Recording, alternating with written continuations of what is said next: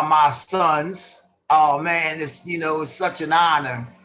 I've watched all of y'all grow into all that I thought you would be. And, sitting here sharing this dialogue is just, another crown, another crown. You Gratitude. know, I'm proud of each and every one of y'all. You know, you are my life, all of y'all. Don't get teary eyed. But I got to, do what females do and what mothers do, and that's give it up to you. I got to give y'all props because even for all of the titles that I hold, I submit to the black man. Uh-oh. See, I told my son, all that I am, I submit to you because you are a black man and you are a mighty black man. I have no other alternative but to give you your props and your honors and to be who I'm supposed to be in dealing with you. You know, so on that note, let's get it started. Well, you know what? We're gonna start right there. We're gonna start right Yeah. there because you just said something that's quite profound, right? If I say to a woman that I'm dealing with in a relationship that I would like for you to submit, right? That's grounds for a rumble. That's crazy though. That's a renegade. You got to get away from a renegade. I'm talking. Well, I mean, with the renegade, with the renegade, it is a rumble. With the good ones, is grounds for a rumble. You see the difference? I feel you. I feel you. The eyebrow arched. The eyebrow arched. Yeah. Like, here you go.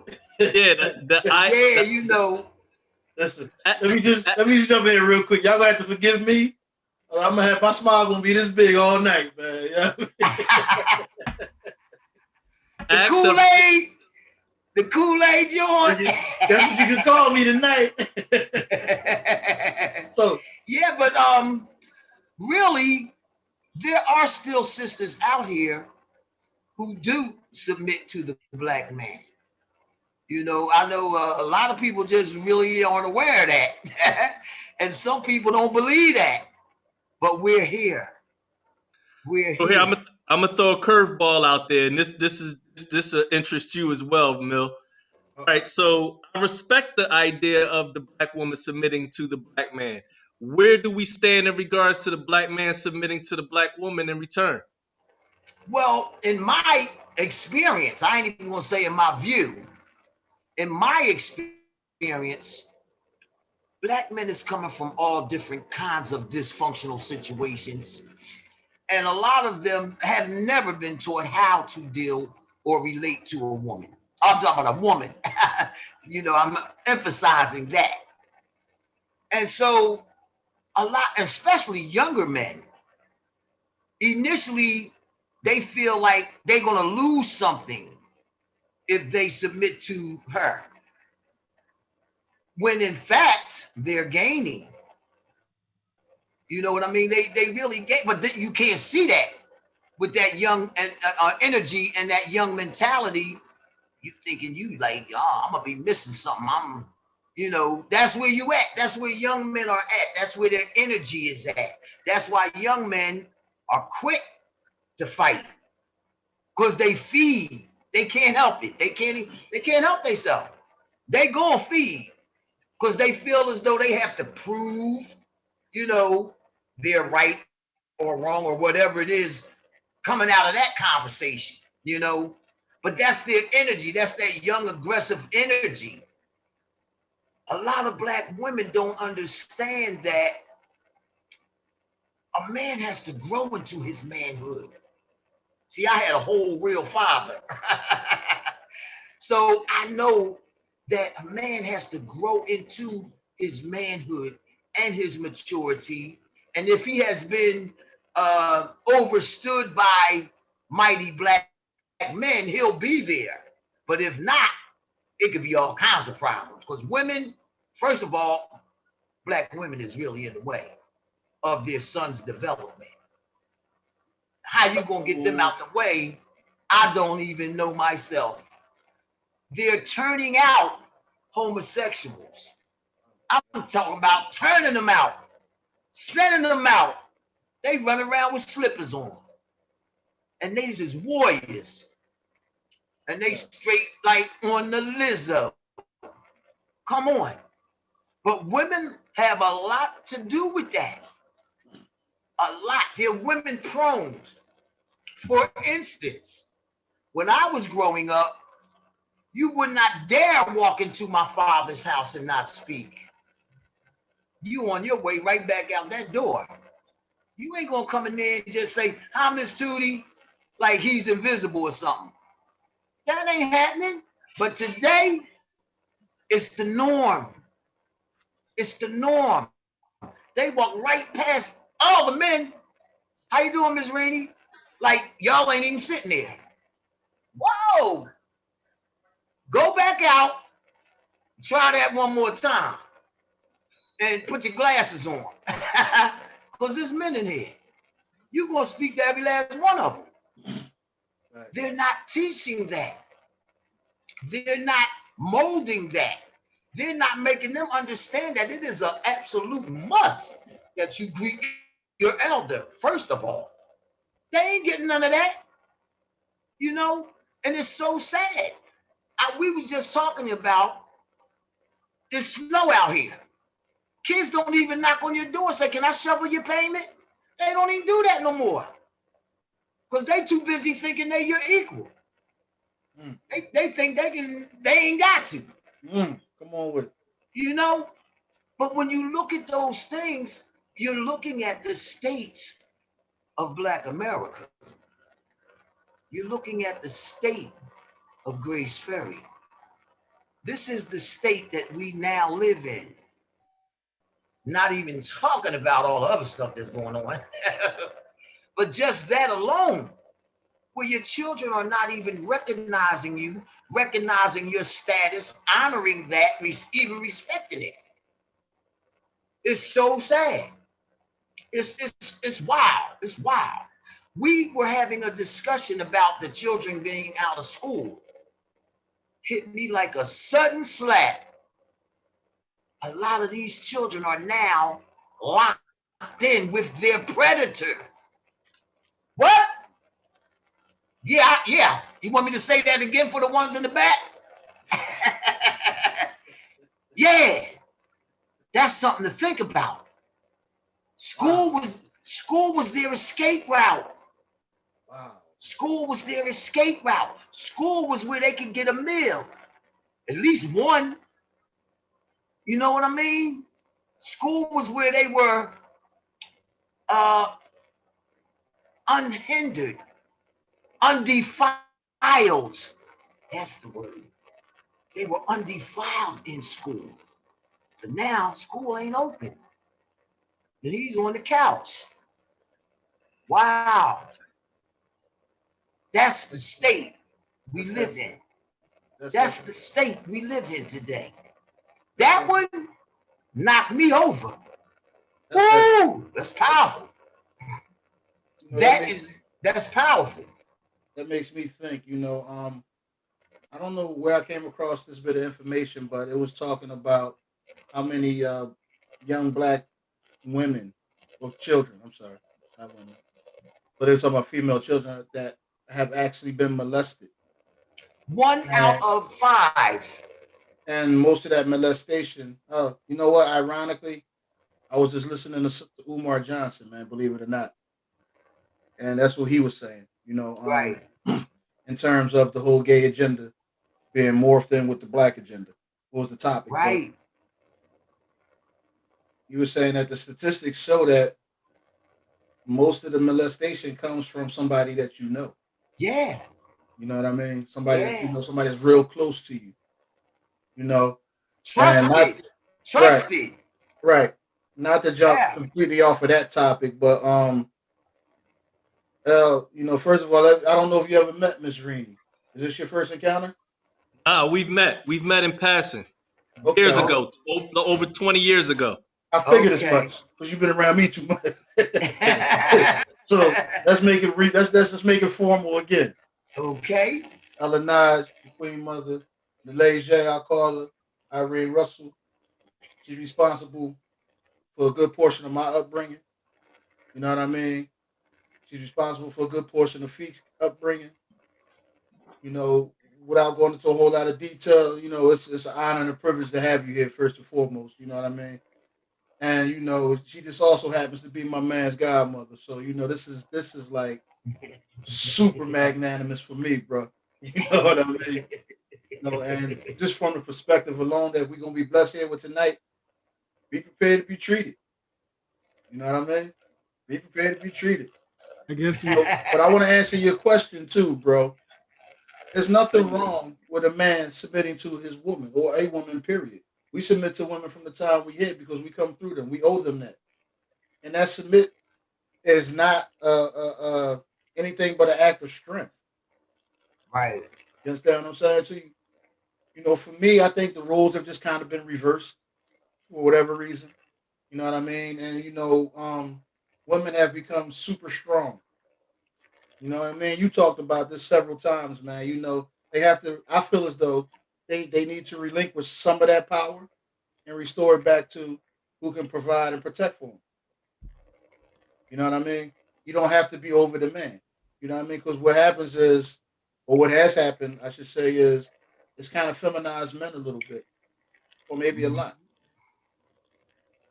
You know what I mean? So I think it's a necessary happening that we have to submit to each other. This the natural order of Right. things. There's nothing but strength in that. That makes our Right. bond unbreakable, impenetrable. You know what I mean? So it's a necessary thing for sure. The way I heard it is a good relationship between a man and a woman is like the man is the head, but the Yes. woman is the neck. You can't do nothing without your neck, you know. So yeah, that's what I've heard, and it makes sense to me. A good relationship between a man and a woman is the man is the head and the woman is the neck. What you gonna do without your neck, bro? Can't turn that head or hold it up. I can tell you that much. That You without can your neck. try. You can try. So yeah. So again, I'm honored that you're here as well.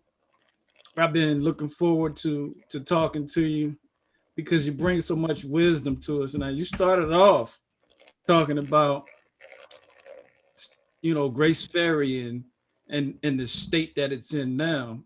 I got a Yes. question for you about the state that it was in when you were coming up. Tell us a little bit about the 70s and the 60s and the 70s because they're about to put out this movie. They're about to put out this Judas and the Black Messiah where they're talking about Fred Hampton. So they're taking us back. Now, it's a lot of people that don't even know about Black Power, the Black Power movement and Black Panthers, etc. So tell us a little bit about how that was when you was coming through in that time period. Okay. Well, you know that Grace Ferry was one of the most racially charged areas in the country, not the city. It went around the world. What we went through here. Race riots were the norm. I mean, daily, not every now and then, not once a month.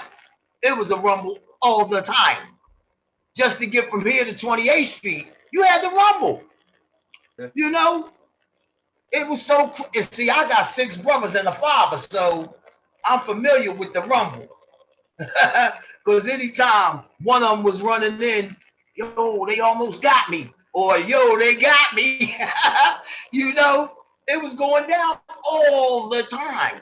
I was about 9 or 10 years old. My grandmother lived on 28th and Wharton. They had a little restaurant on the corner with the jukeboxes right there at the tables back in the day. Went in the restaurant. It was summertime. I wanted something to drink, and I went in there, and you could literally hear the music stop. And the white lady came over to the counter. She said, "We don't serve niggas in here." Wow. Just like that. Just like that. So I rolled, because they were sticking. I already knew the history because we are the history. And I told my mom, and she was like, that's just how they are. Because that's just how they are. you know, she wasn't lying. She wasn't even sugarcoating it. That's just how they are. So growing up in Grace Ferry, we knew we had to rumble. It wasn't no question about that. Every single day, if anywhere they catch you is on. I saw Miss Gloria Lee, she was older than me. She was right there at the corner working on her car. These three white guys jumped out their car with a bag. If she didn't throw her arm up, they would have busted her head wide open. They broke her arm.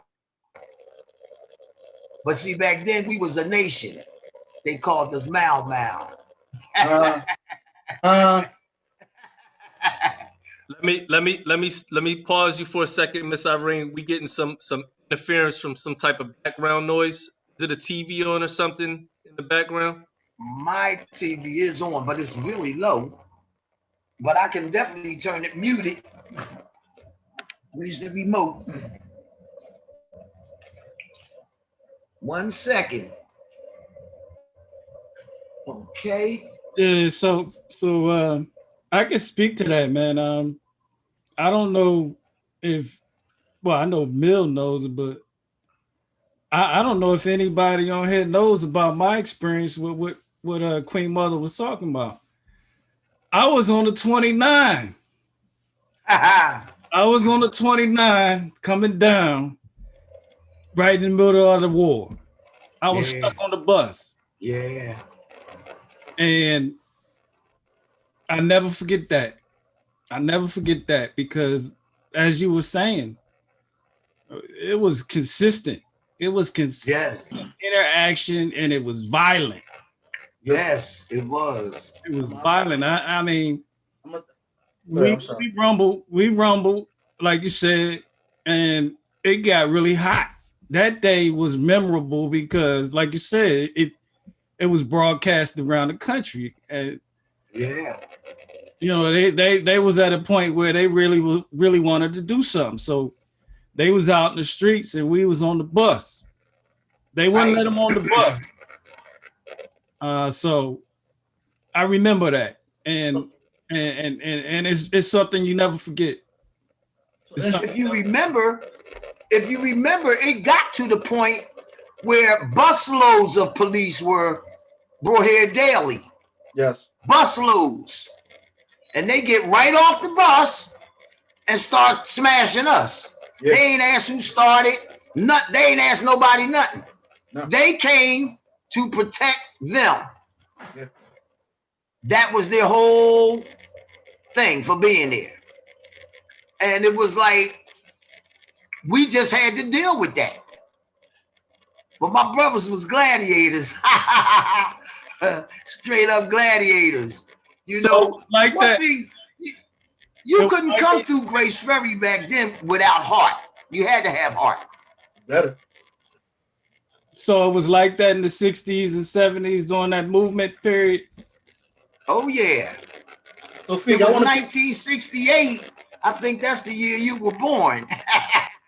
When I was introduced to blackness, and a brother just took me and rode me around. I was in Pittsburgh at the time. And he rode me through the ghetto. They had, the Center Avenue. Center Avenue was like Lancaster Avenue. I know Center Ave very well. Yeah. Oh, okay. He rode me up and down and was showing me. I mean, the prostitutes back then, it was just like the movies with the pimps, with the wearing all that foolishness they wore. You was at the Hill, huh? Oh yeah, I was on the Hill, and he showed me. Great, you know something about that. Yeah, I know the Hill. The plight of our people, hell yeah. But I want to piggyback on something Fee said. Ironically, man, we was going to be on that bus. We were warned the riots were actually forecast. Right. Back then. So, my mom told us, we were at St. Charles at the time. My mom forbade us to get on the 29, the 17 and the 29 to come home. She told us to catch the 12. And that's the only reason why we missed that riot. That bus. Right. Only reason. That's one of them joints they actually turned the bus over, didn't they? Yeah.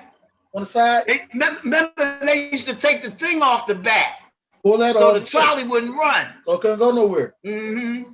Yeah. No, I remember as a little guy too, man. Like actually walking to the corner of my block, hitting Tasker Street, and turning and seeing the cops just have dudes just lined up on the wall. You know what I mean? Because because they was fighting white dudes, but they never went past 31st Street. Police. But you know what messed me up? I remember the cops had Charlie Reeves. They literally was trying to open his legs so they could hit him with the blackjacks in his private parts. Oh, wow. Seriously.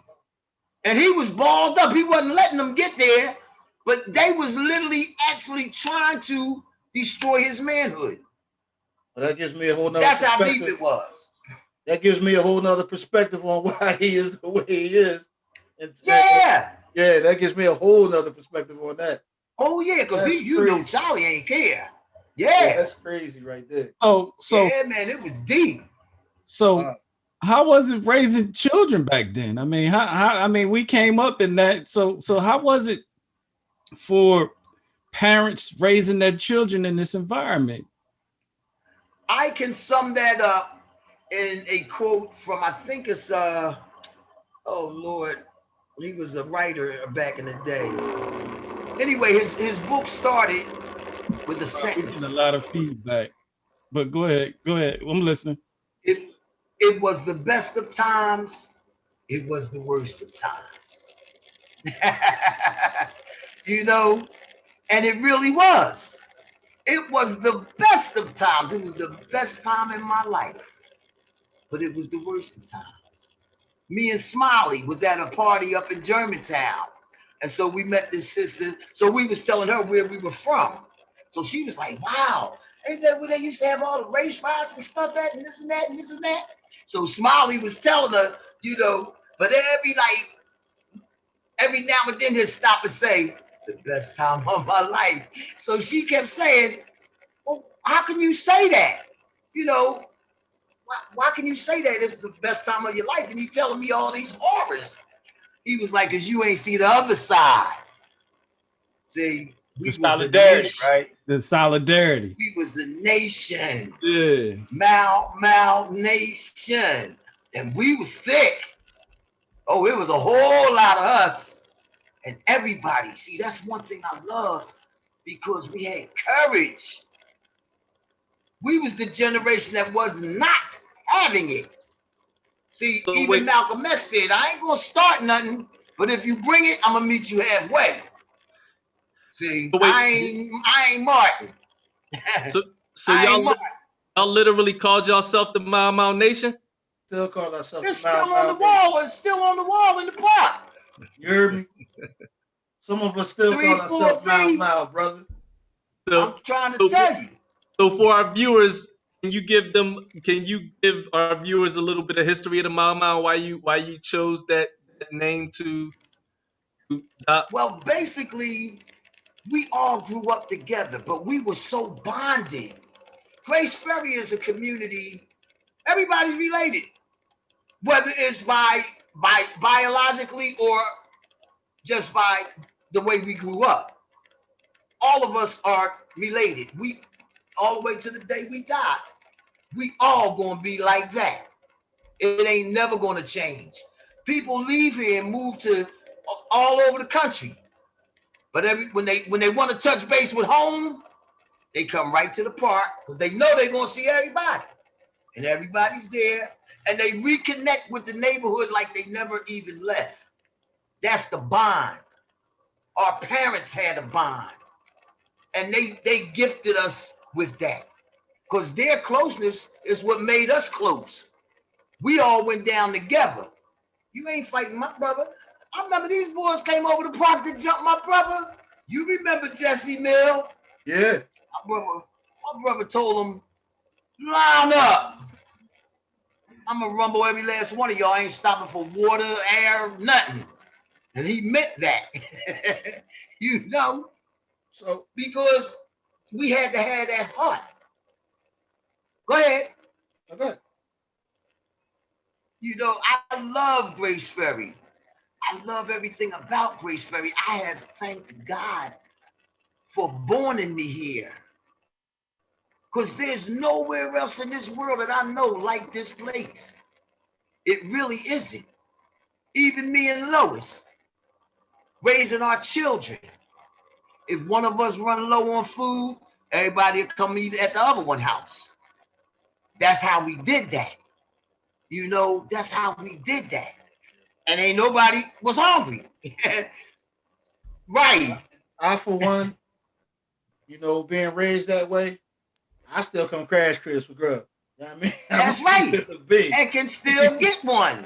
You know And what I can mean? still get I'm one. still coming through the crash. You know, I have an event every year. It's annual called Seniors Day. It's my favorite event because I get a chance to thank my elders for what they gave me. And I lays them in the aisle. You hear me? I told them, you ain't even got to get up. Just raise your hand and somebody gonna come see what you want. If you're thirsty, if you're hungry, we just love them up, love them up. But I tell them, it's because of y'all that our growing up was so beautiful. And it would be uncivilized not to thank you. Because you made us wonderful people, because y'all was wonderful people. Y'all bonded together. Y'all loved each other. When my mom had a child, all the women came over and helped her until she was able to move around freely again. I remember that. You know, combed the girls' hair, got the boys together, got us ready for school, all that. You know, because that's what women did for each other then. You know, I ain't never going to forget it. I never want to forget it because it's so beautiful. So beautiful. Back then, families was like 12 deep. That's right. But in every one of them 12 deep households was a father. That's right. It was a father sitting there. When did you see that change? You When know, did the father become an invisible character in the neighborhood? Look who's a journalist now. Huh? I said, look at who's a journalist now. I hear you, bro. Yeah. I hear you. I'm appreciating this. Questions, man. This is all neighborhoods now. Bro, that's not a criticism. That's appreciation. Okay. All right. Right. That's appreciation. It was like, maybe you could say it was inching to there, but crack erased all the lines. Listen, we've been saying that. We've been saying that. We've been saying it, man. Can I say something, please? I just want to hear you say it. I want to say something, please. Can I say something, please? Yeah. I just had this thought in my head earlier today, man, and I was going to tell y'all that, you know what, I have to revisit my position on that. Because I was talking to a younger guy about that same thing and how crack came in and what it did, and y'all was spot on, man. Yeah. Y'all was spot on, bro. It erased all of the lines. Women literally sold their daughters.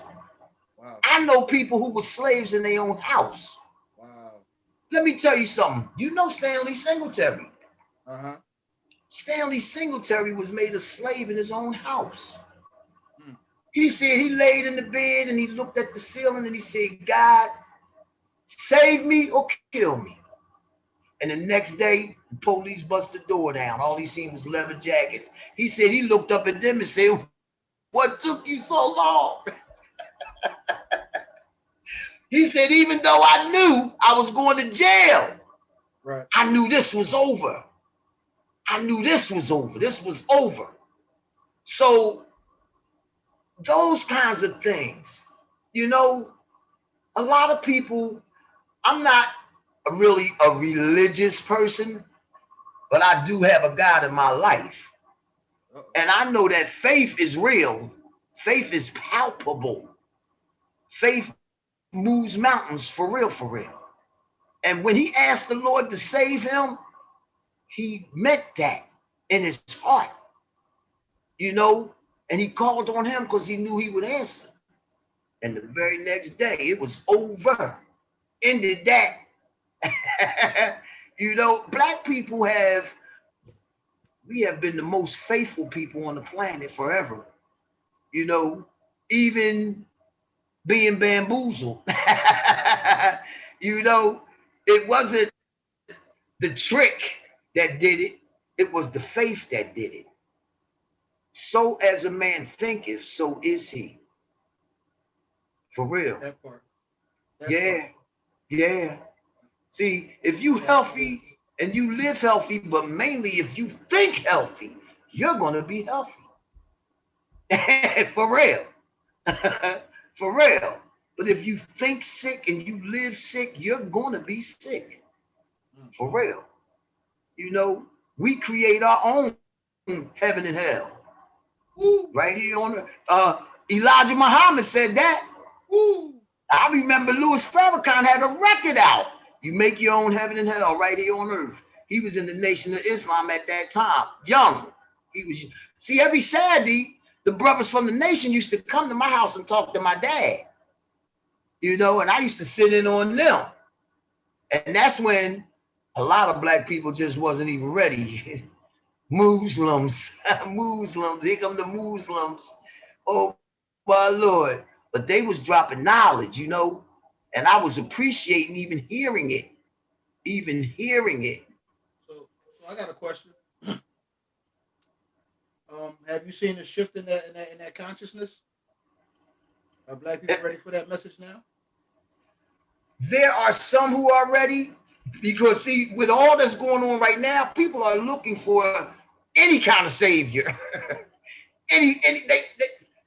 They can get a cult going right now because people is thirsting for something to hold on to. Right. You know, it's a lot of people that's not stable right now mentally. Mm. They popping like popcorn. You know, That brings me yeah. to that means I got another question for you then. You just lining Mm-hmm. me. It seems like you lining me up. Um, we talked about this a little bit last night. Mental health in the black Right, community. right. What's your thoughts on that?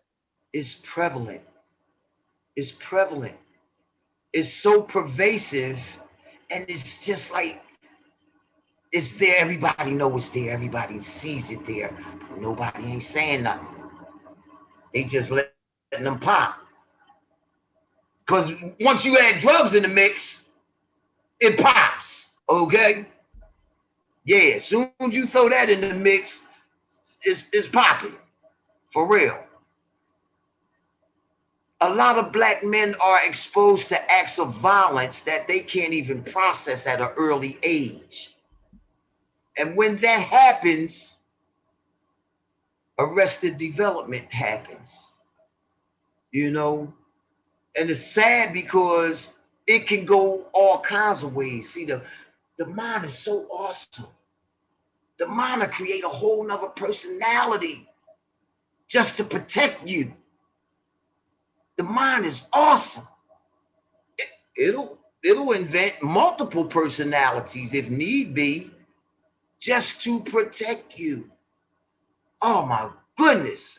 We don't know all that we are. We have no idea. You know, people have the girls that we talked about that get molested. That alters them. It alters them. And some of them, it brings anger and rage because I trusted him. And he did that. And some of them, it brings withdrawal because now they fear all men. They don't trust no man. It's just gone. You know, sometimes you can't even never get it back. It sends them down lanes of promiscuity, you know, because I've talked to them. I worked at a shelter, and the girls used to come out at night. I worked 11 to 7.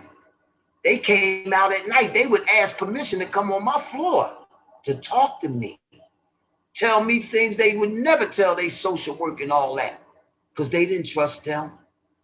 I talked to girls who had kids by their biological father. Can somebody help me with that? Yeah, I ain't got nothing on that. Yeah. So let me ask you this. What with the prevalence of mental illness in our communities, why don't you think it's addressed, or why don't we get help or even take notice to it? No, it's now starting. It's just starting to be addressed. It's just starting to be put out there that this is going on. But it's really so prevalent. Schizophrenia, bipolarism, um, the highs are real high, the lows are real low. You know, paranoia. That's the beginning stages of a lot of the schizophrenia, because it starts out with they're after me, they're going to get me. I remember back in the day. Oh man, I almost called his name. He got his legs cut off down the subway because he thought the white boys was chasing him, but they really weren't.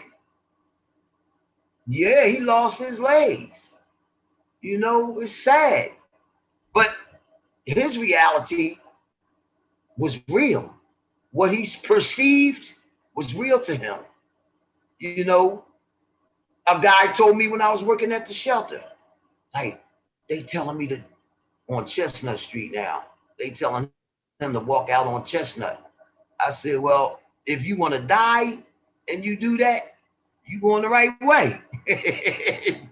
But if you don't, you need to bring your behind in here and get some coffee or something, you know? But the voices are real and they don't go away unless, of course, you get diagnosed and treated. I've seen men who were bouncing off the wall, but once they got treated, I didn't even know it was the same guy. I was like, who that? They was like, that's so and so. I was like, no. Look like a college student. Neat, everything in place. I didn't know it was the same guy. Yeah, That's how the meds work. I can attest to that firsthand knowledge, man. And I'm not going to mention names. Right. You know what I'm saying? But I can attest to that firsthand knowledge. Somebody that I held, man, very close to me, man. You know, Yeah.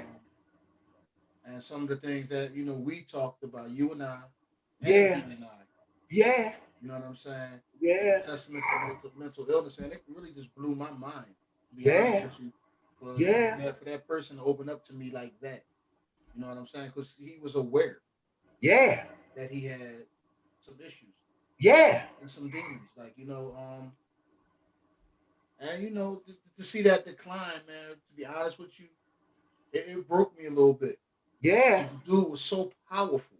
Yeah. You know what I mean? He was so very powerful that in order to really grasp what was happening with somebody I knew since he was a little boy. Yeah. And you talk about boundless potential. Right. Oh my goodness, Right. and to see all that just be, eradicated just because of lack of help. Yeah. People not knowing, that hey, we don't have to hide this. Right. We don't have to act like this is normal, and we need to go get him some help. Right. You know what I mean? Yeah. So But see, it ain't just that simple. it's not Because if he don't want it, they right. can't force him. Right. You know, if he runs from it, they can't force him. He Right. gotta he Ready. gotta be tired of the voices or whatever it is. Yeah. You know, people have to seek help Yeah. to get help. And a lot of times that's just not even a part of it. And then what happens is the family been dealing with you and trying to deal with you and going through it with you until they're exhausted and Process. they don't know what to do anymore. You know, and so they even just give you 50, leave you alone and watch the decline or try to get you some help. Right. Question for you. Mill got on his background Cicely Tyson. She just became an ancestor. Talk about Yes. what she was to the Black community, because the roles that she chose, she didn't take any roles that was going to denigrate the Black community. So talk about a little bit about what she meant to us. She is wonderful. She is an idol to me. You had to respect her. You had to. I remember back in the day when she was playing on the show. She had the little short afro. She was all that then. She was all that then because you could feel her pride. See, some people demand respect, but some people command it. See, she commanded respect, and she didn't let anyone denigrate her. And I'll always love her for that. I respect her for that because that sister was, she mighty. You know what I mean? Like she need a holiday on some real, on some real, because she did something that just wasn't even being done back then. First of all, she was black. My black. And she wasn't having it. She wasn't having it. And I love her for that because it took a lot not to go down the roads back then. It took a lot of moral fortitude, intestinal fortitude, consciousness, because she was conscious for real. It took a lot for her to be who she was. She stood up against a lot of stuff just by doing what she did and being who she was. That was the thing that I noticed about her, just doing a little bit of, review on her life and some of her accomplishments is that, like you said, she didn't demand it. It's just her presence. You kind of like, it's kind of like, your presence, if I'm be honest, like people know automatically, let me get it together here. You know what I mean? That's kind of like how she was. I mean, that's how she was. She was not having it. I mean, and I did, like I said, a little bit of review since she just became an ancestor, and she lost her family. Her mother and father told her that if she was going to go down this actress road, that she needs to be gone. Right. And guess what? She was gone. She left. Yeah. That's what she wanted to do against her people's wishes. Yeah. And she stood her ground and did exactly what she wanted to do. Yeah. Back in those days, we're talking about she was 96 when she passed. So yeah, do the math. We thinking she was born in what, the 20s, right? Yeah. 30s, something like that, right? So we're talking about a different time, a different, a whole different animal where you just say, all right, well, if you're not gonna accept me, I'm gonna roll out. Yeah. I'm gonna see y'all. Yeah, I got something to do. Yes. It took, like you said, a lot of fortitude. Yeah. Not to mention, I did a little surface research on the great Queen Cicely Tyson, and just for her to stand with the presence that she stood in, with some of the personal things that she was dealing with in her adult life as well. Yeah. Abusive relationship. Being married to a known somebody that had a sickness. Mm-hmm. You know what I mean, as far as drugs go, so forth and so on. Always knocking her down, always, just not being. But then in the same breath, turn around and tell the world that was the love of his life. Yeah. And for her to wear that, and I didn't know that to the day. Yeah. You know what I mean? To be honest with you, amazing fortitude. Yeah. Amazing presence. In the boot, like this is probably one of the first Black women that I came in contact with that I was just in awe of every time I saw her on the screen. For real. Her beauty was just like crazy to me. Yes. She didn't have the Hollywood beauty that they say you need. She looked like people in my neighborhood. That's right. And that's right. I just hey.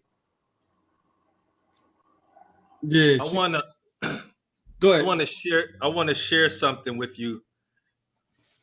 It's a movie called The River Niger that Cicely Tyson James started. Earl Jones. James Earl Jones. It is You thought you were slipping something in there, Dre? Well, I already know Miss Irene was on point with that. You know what I mean? Yeah. This is one of my favorite roles that she played in. If you haven't seen this movie, I highly recommend it. I could get into telling you about it, but I just want you to go ahead and watch it. I just want to take a brief moment to share with you the final scene of the movie. Cicely Tyson closed out the final scene of the movie, and it was so profound. Just a few words and just her presence and her essence. I want to share this scene with y'all real quick, if that's okay. Okay.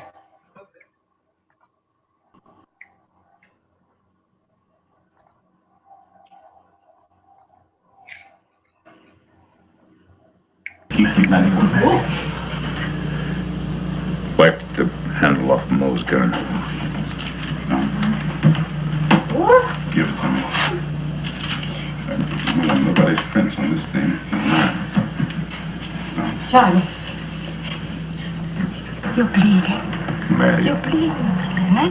I love you, Ben, but I ain't got much left. You're bleeding. Don't. Now we gotta get children straightened out, so just be my super bitch. Shut up.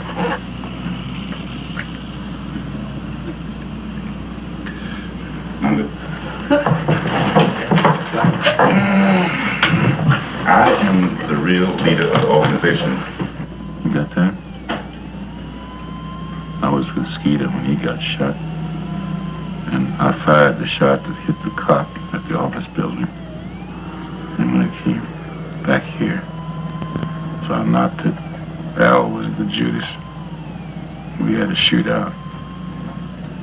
And don't nobody own a gun here but me. No. Your leader. You got that? Oh, I'm so sorry. What for? I'm cheating you. Oh, no. No.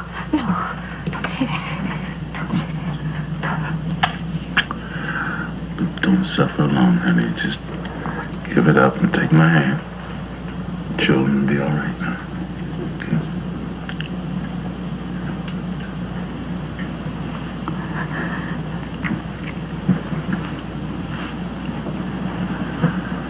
Don't worry.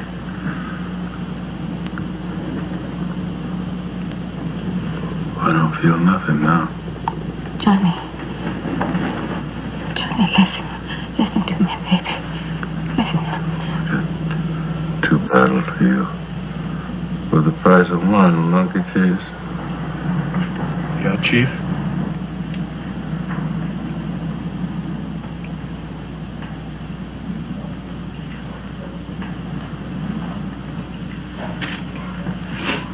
Whoa.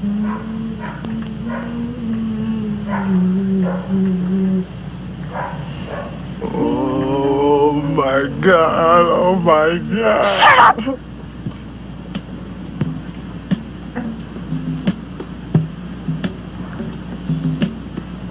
Do like Johnny told you to do.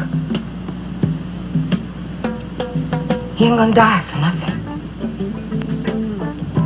'Cause you ain't gonna let him.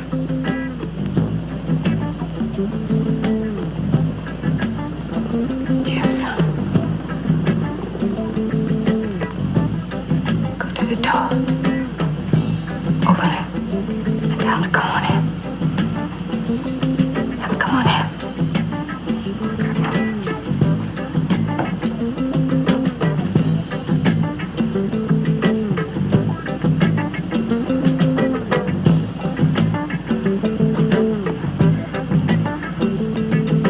And you better not fuck up.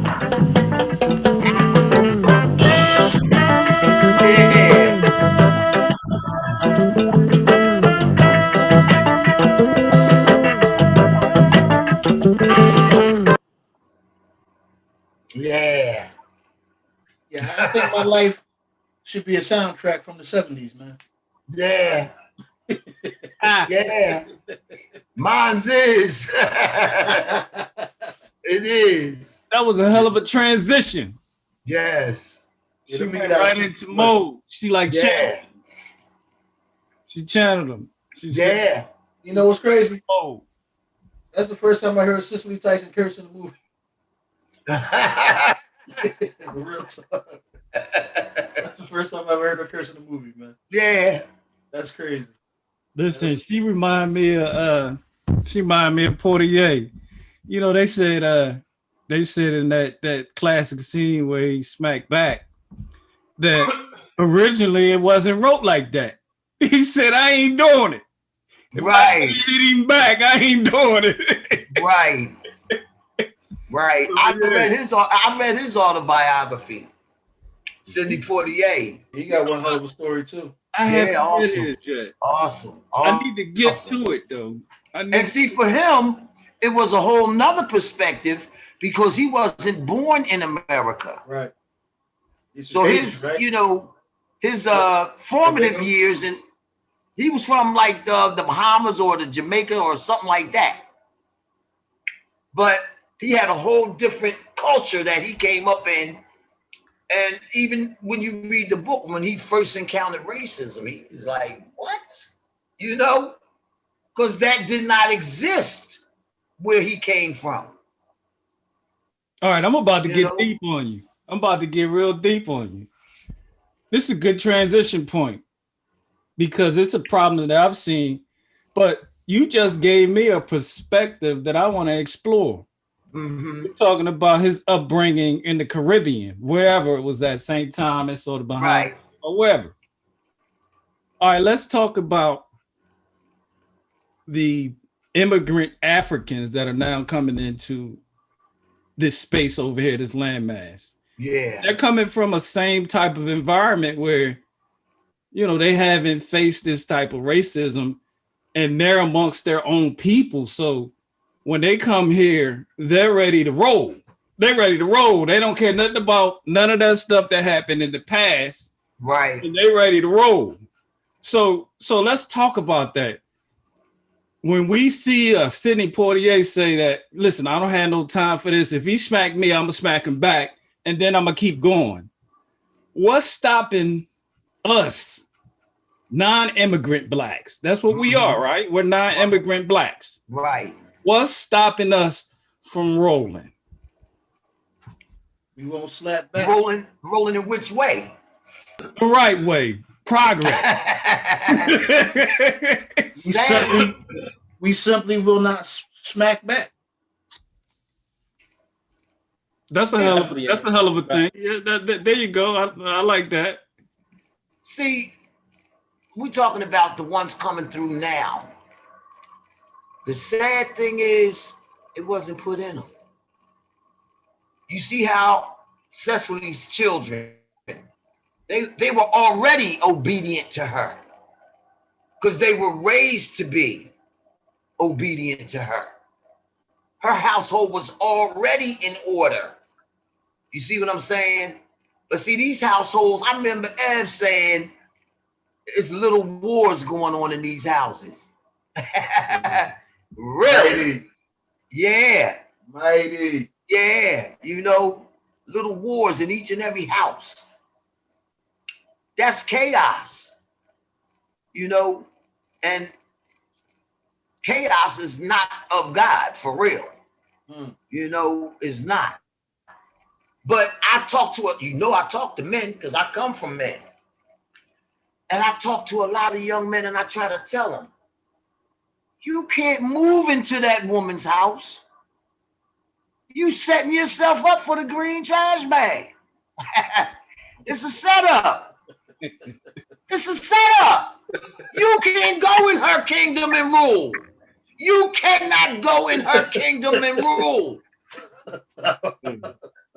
I think they're gonna need you to explain what the green trash bag is. No, man, everybody know what that is. Yeah, I ain't gotta explain that for real. First of all, you an enemy coming through the door, especially if you a man coming to bring order. Because you done upset everybody's apple cart. See, anytime you introduce change is going to be met with resistance. Even good change. Because they're used to the regular order of things, what they called order, but they used to not cleaning up their room, and they used to running around all crazy and wild. And yeah, she holler, but don't nobody pay that no mind. They used to that. But when a man come and bring order and peace, like, who he think he is? All kinds of stuff go into play on that one because they working together to get rid of you. So, and in a lot of cases, it ain't even that hard to do. So what I'm understanding, he was looking at me funny. Yeah, anything. I know a girl got her stepfather killed. She didn't know that was going to be the outcome, because as soon as it happened, she was like, all that. I lied. I just wanted him out. But she didn't want him dead. You know? But it goes on. It goes on. You know, so the disorder and the little wars in the households and the greater communities that we are in is not promoting that smack back that Mill was just saying. So you got all these things going on in your head, right? And you're out of order first from the door. So when you go out in the world, you don't even have the energy to do that. That's what we're saying. You don't have nothing to work with. you ain't working with nothing. Okay. You a leaf tossed in the wind. That's what you is. You a leaf tossed in the wind. The notice Sidney Poitier. The notice Sidney Poitier. I remember I listened to his audio book. His biography. I had it in the form of audio book, and I remember him. It was in his own words. He did the voiceover for it, and I remember him saying, if I recall correctly, he was approached by a member of the Black Panther Party back when he was coming up. He said the brothers used to come up to him and ask him questions like, what you gonna do for the movement, this, that, and the other. His take on it was very interesting because he was like, man, get out my face with that shit. You know what I'm saying?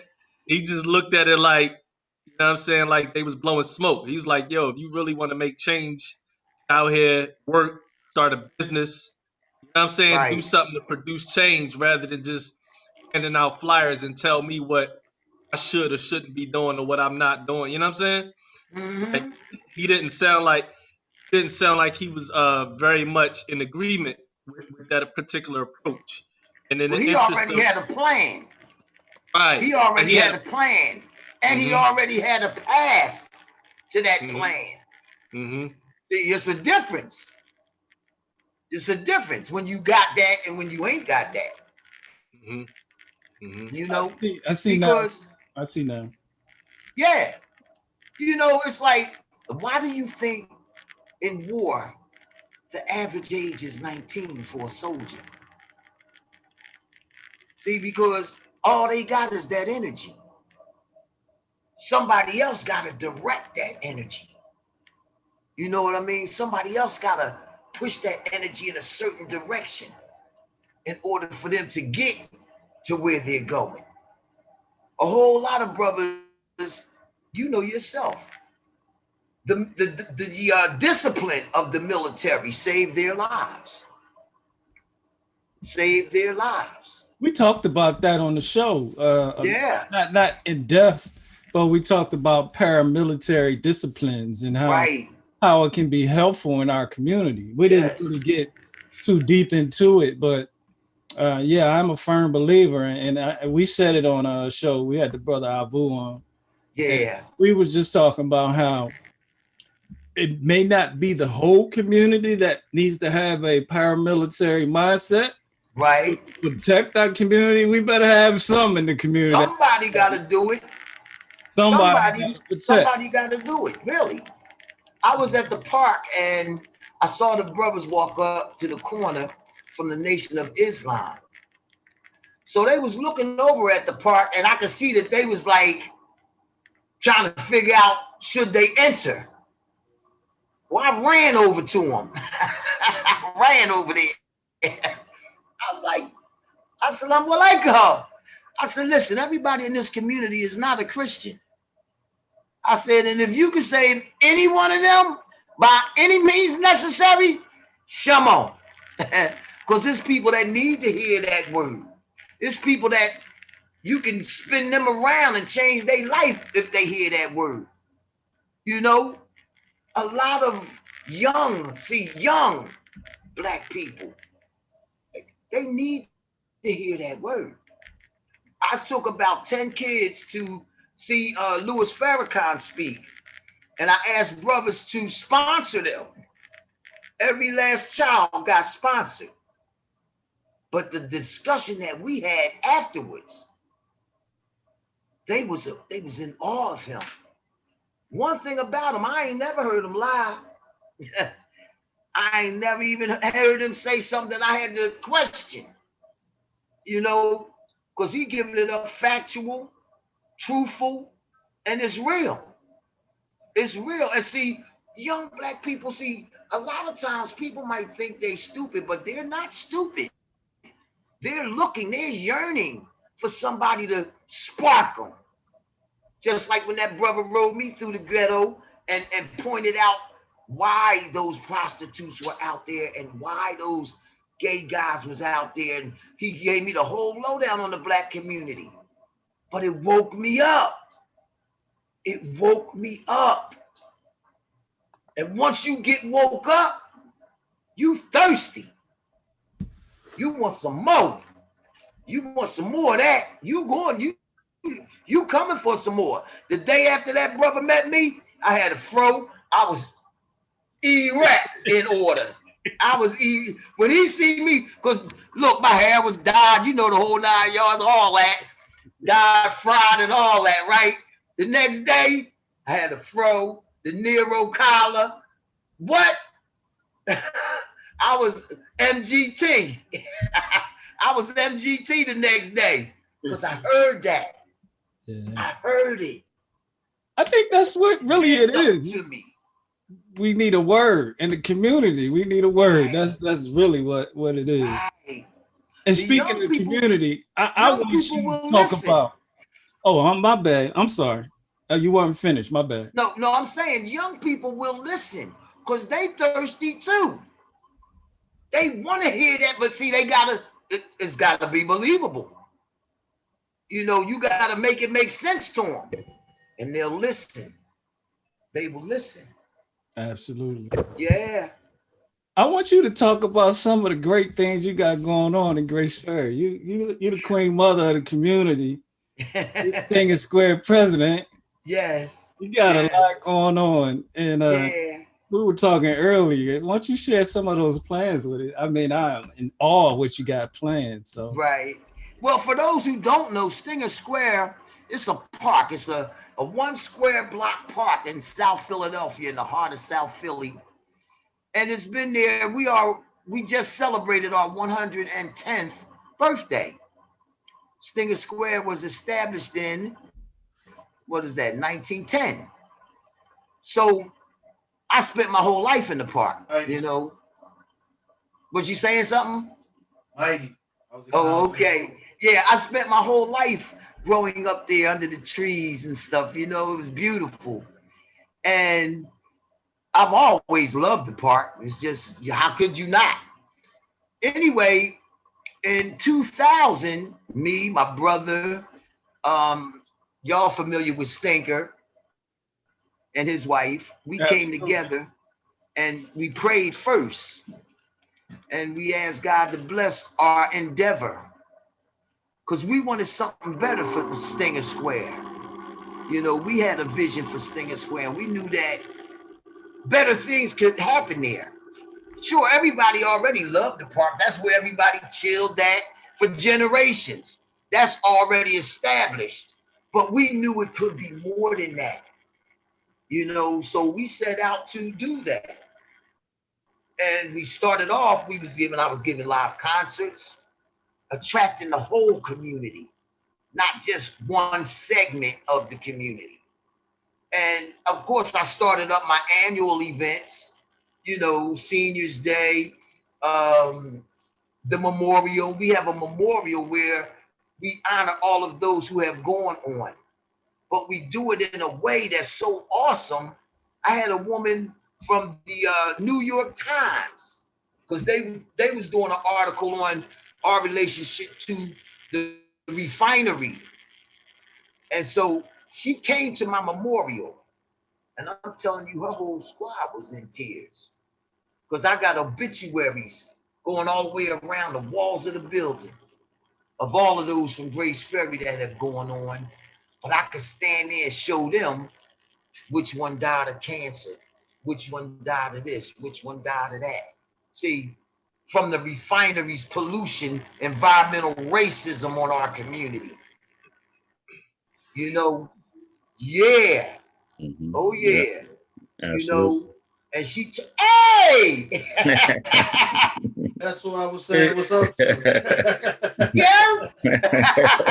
What's going on? I wouldn't miss this for the world. You already know that, Queen. Rain, hail, snow. Yeah, can't nothing hold that back, Queen. I'm listening. I'm listening. Though. I'm enjoying the history. Yes. You know. Good to see you, Mike. Yes.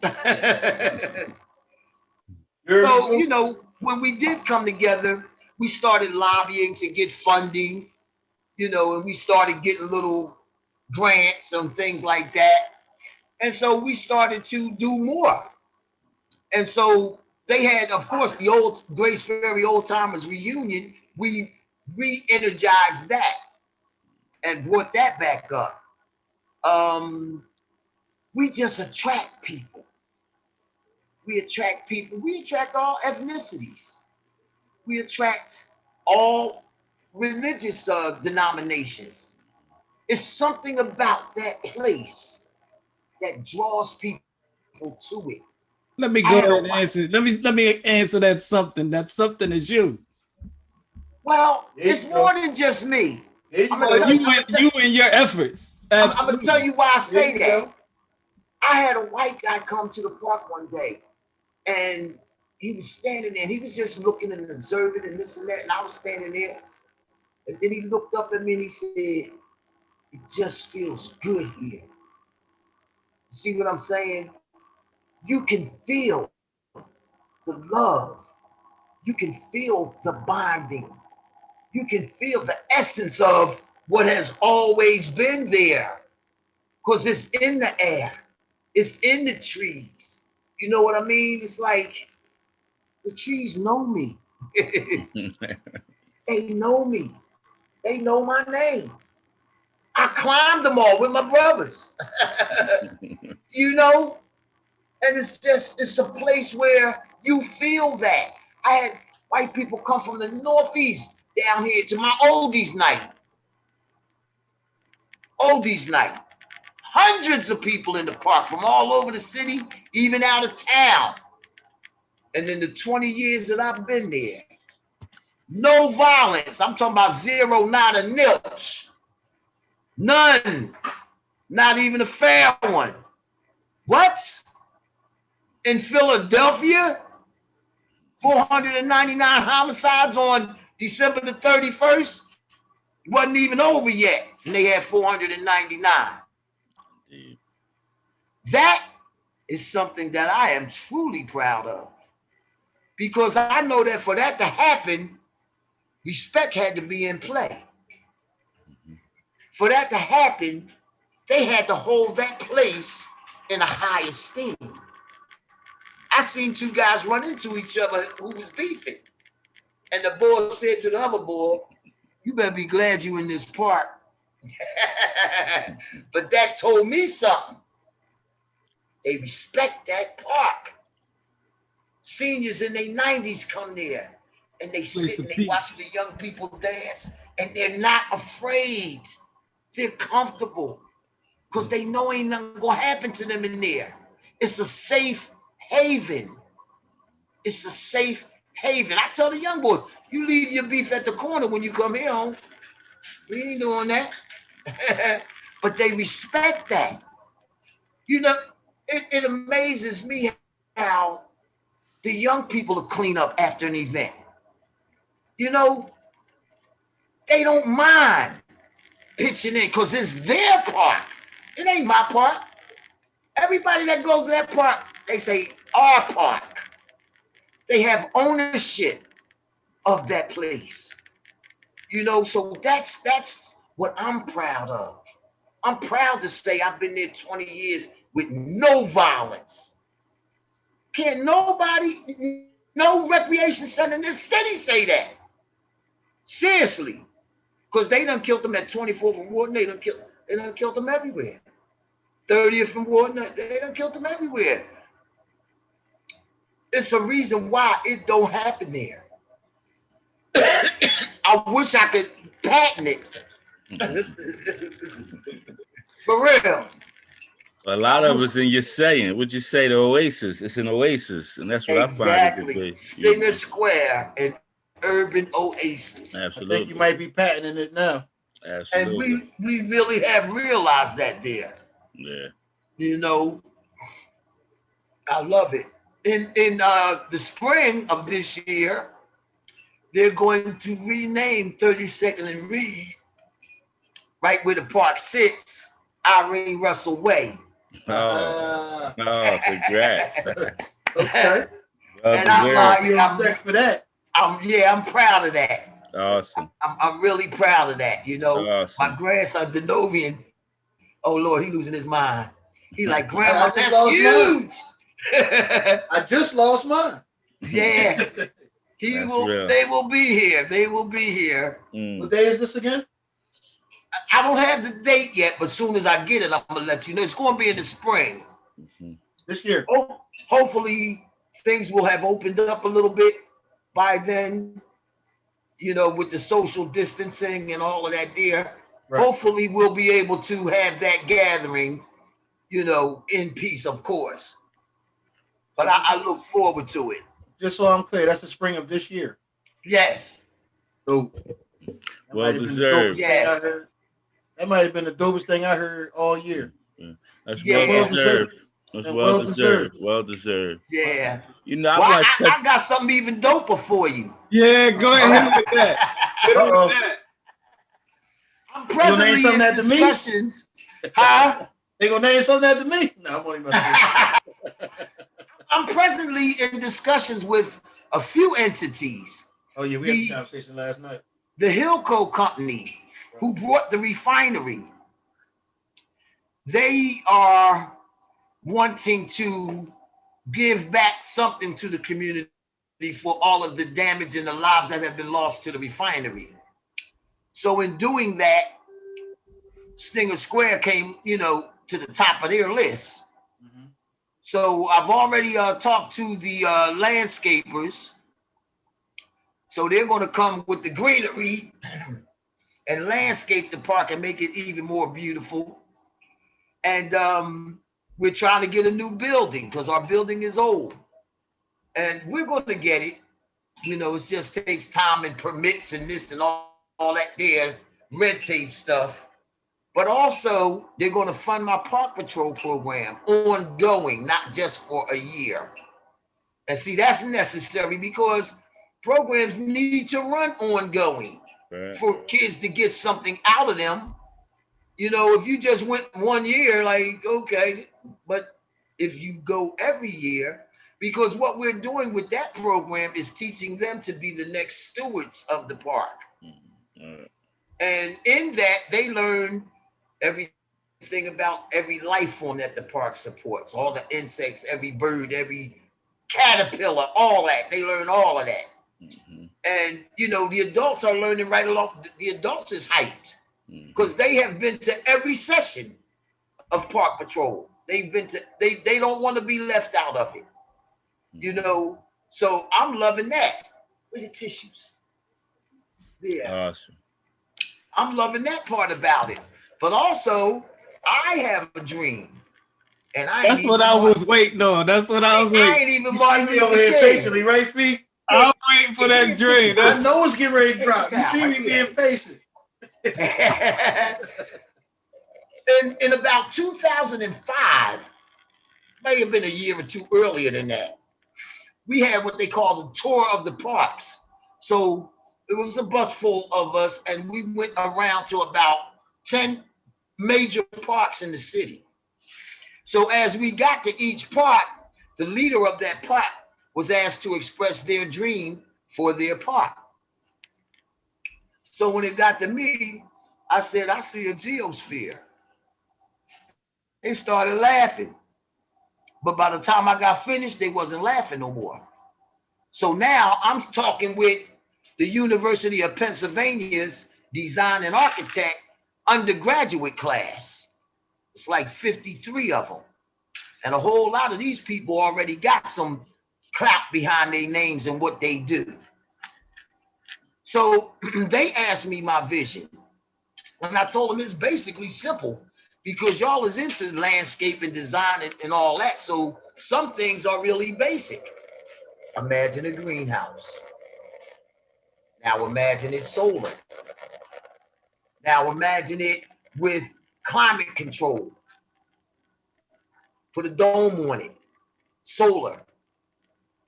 It's summer all the time in the park. You put your hand on the joint for your ID. And see, we could go out there on a day like today and say, man, I'm going swimming. That's a dream that's coming true. It's going to come true. Because it's out of the ether now. It's in manifestation now. So I'm just waiting, just like when I do my calendar, I just sit back and wait for the dates to drop. So I can say this about that in particular. I remember 15, 20 years ago, maybe, having that conversation with you. Yeah. I remember you telling me that long ago. Yeah. But I always knew it was doable. And with today's technology, it's doable. Don't they say everything twice now? Absolutely. See, ready. It's doable. Mm-hmm. But that's going to come to fruition. And I'm going to be, so excited. I'm going to be out of my mind when that happens because that will be the culmination of many dreams. I've had many dreams for that part, but that one right there, that's it. That's it. You always put forward thinking, just in your thinking in general, and I mean that extends also to the park as well. And I believe that's the reason why it keeps thriving because you don't sit back and stay satisfied with whatever. You always had a forward thinking attitude. Yeah. And plus, I don't mind going after it. Right. Absolutely. Yeah. Absolutely. And on a real microcosm level with the park and back to that Oasis tip, I can remember specifically that being in the urban neighborhood, being here in the ghetto, things being tight for people just to be able to walk around that corner, take a deep breath of fresh air, sit back and kick it. Right. You have no idea. And I can personally attest to this, how many lives, mentalities, thoughts, and families just been saved or thought just they could have that little space to get to for a few minutes. That's right. I've had over the years countless of conversations. Yes. Where it was hectic or might have been tight or chaotic for somebody, just for them to get the air, for us to get that minute in, gave them a perspective so they can go back and get. So that, we talk about, just the in general of the neighborhood, but it packs so many lives individually in a major way, just to have that outlet and then know it was safe after you got the outlet. And when they came around there, it wasn't never for the beef. That was always the getaway. Yeah, that was never the beef. That was always the getaway. You know what I mean? Yeah, and many truces have been made right in the area. That's right. Right on that soil. That's right. That's right. Really. It's like all of those things, wow, make me know that it's just worth it. Yeah, absolutely. It's worth it. It's worth it. Every sweat I sweated, every argument I calmed down, even the ones I had, it was worth it.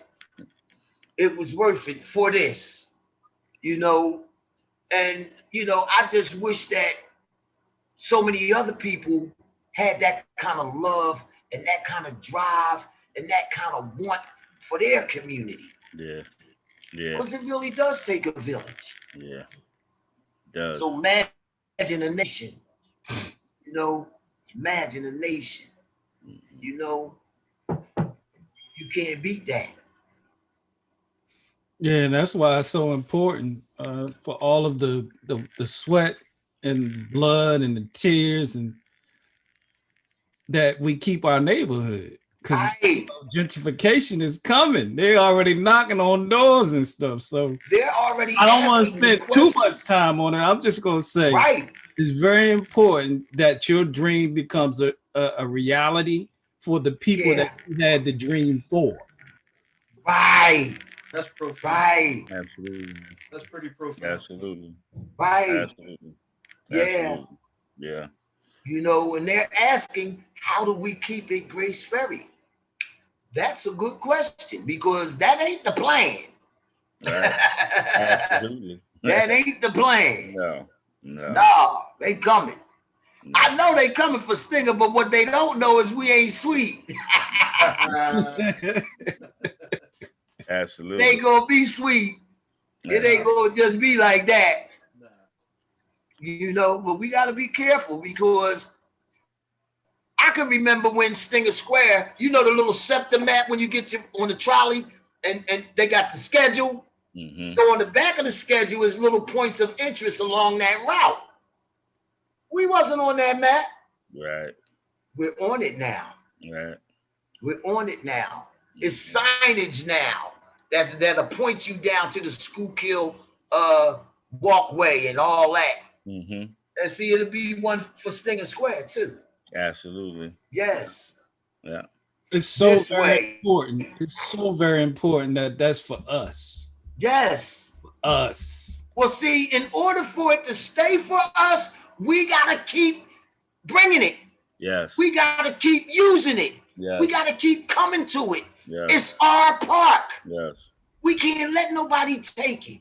Yes. See, I'm like a tree planted by the river. I ain't going nowhere. Right. I ain't going nowhere. Right. We can't just walk away from it. No. And if necessary, we got to stand and fight for it. Absolutely. That's right. Absolutely. Because they coming. Planted by the river. Absolutely. That's right. Absolutely. Absolutely. Yeah. Yeah. Because that's one of the few areas we talked about gentrification in neighborhoods. And when you look at Philadelphia, other urban areas, that's what you see happening. Yes. Neighborhoods and things are being just destroyed. People that's been Yes. here 20, 30 years. Yes. Communities, back to what we're trying to do about community involvement. If you don't have a community, then it's easy to be dismantled. So we get scattered. So to your point, it's very important.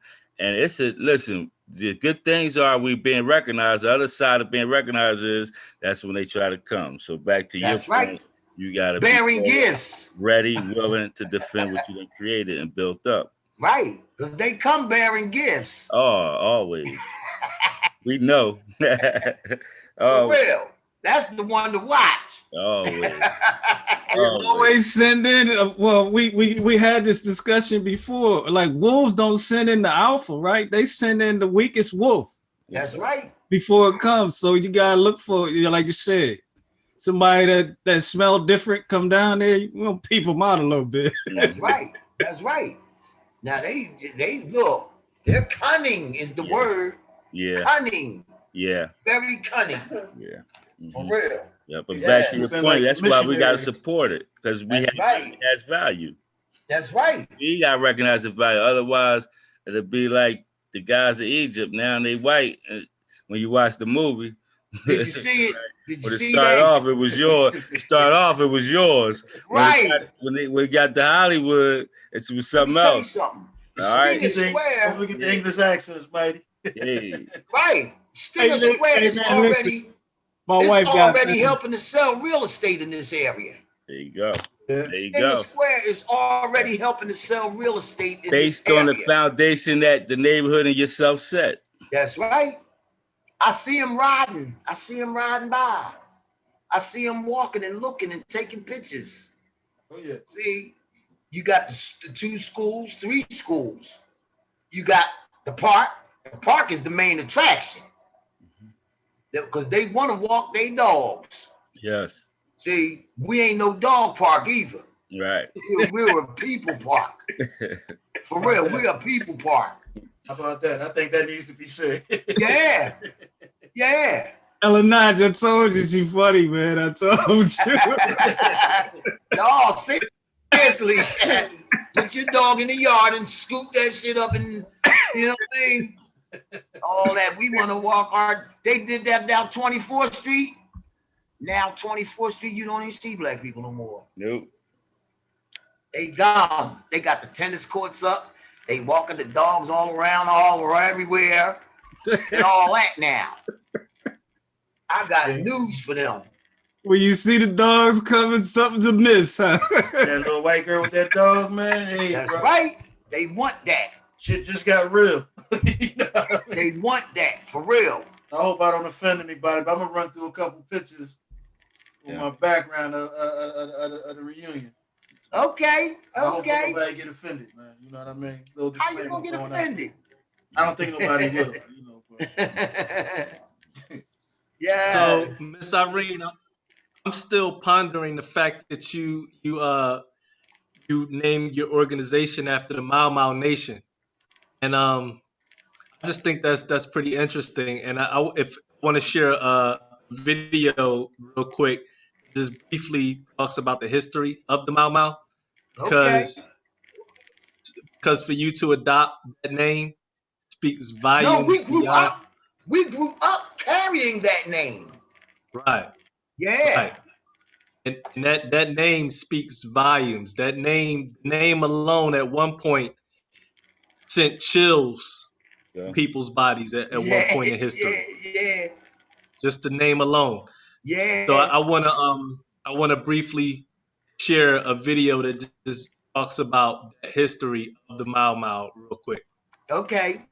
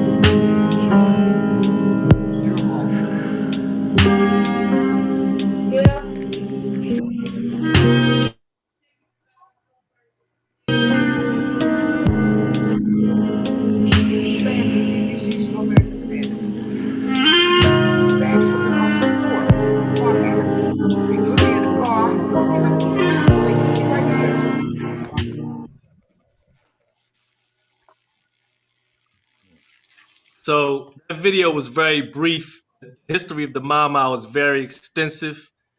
During that uprising, they had white folks shook, beyond shook. Yeah. Because of the torture and the exploitation they had experienced, Mau Mau formed their group and they went on a killing spree. Yeah. Yeah. I mean, it truly was an act of self-defense. Nonetheless, white folks was shook at that point. And was doing everything they could to track down the leader of the Mau Mau, which was Dedan Kamathi. Huh? Okay. I'm listening. There was a point in history where just mentioning the name Mau Mau could have you arrested or killed. Yeah. So it's quite profound that name has found its way all the way overseas to where we are. And that's the name of your organization now. Yeah, that's powerful, bro. That's powerful. I learned something tonight. I'm gonna look at that after we finish up. That's powerful, bro. And thanks for that hit about commodity, brother. That's a powerful piece. And to your point, because I'm Miss Russell's junior, so when they came up, it was men in the neighborhood that represented that. So that was the whole call. Like when you heard that, when they was coming, it was nothing to play with. Yeah, when Mal Nation is coming through, you might want to either get down or get out the way. Yeah, it's that simple to me. Yes. Those was times when, like those warriors, and I can remember Miss Elder's peer, I mean Miss Russell's peers and seniors. Those was mighty men. Yes. So a lot of them, you know, they walk with that spirit. So I'm not surprised that that made it over here because the spirit Yeah. got here prior to the label. Right.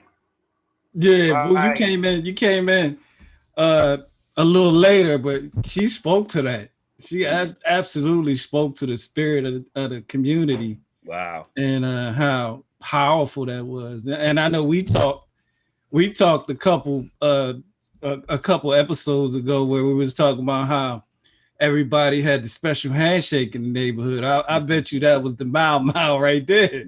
Yeah. And Well, you know, it was the dap actually came from brothers who were in Vietnam. See, I need to hear that. Yeah. I need to hear that. Yeah, the dap handshake came from that. yes. Yeah. Yeah. Okay. And you know, during those times, that kept us like all connected. I couldn't wait to Miss Russell speaking to those brothers that she talked about. You know, as a young male, when you saw them moving in power, you couldn't wait to become a young man. See, that's one of the dynamics that's missing. See, because when I seen them moving, shit, I couldn't wait for my turn. Right. This how men move. This how we get down. And then to speak to the sisters, they were in an era more for men. What I mean by that is more supportive than the divisiveness that we have going on now. However, the other side of that was men was in a position to be respected. So we had that dichotomy that we had that going on. Excuse me, but you saw it in motion. So you couldn't help but fall in, and that's the most powerful thing. You know, we read about here about, but when you saw it, you couldn't get around it. Then men were protective of their neighborhood. We know back in the 70s, that's what turf wars was mainly about. Not so much more of the thing they try to the way they try to glamorize it, but it was very protection for the neighborhood. You couldn't go to the neighborhood without another man or men checking you. Yo, who's That's that? right. Who That's you, right. who you come to see, right? That was protection.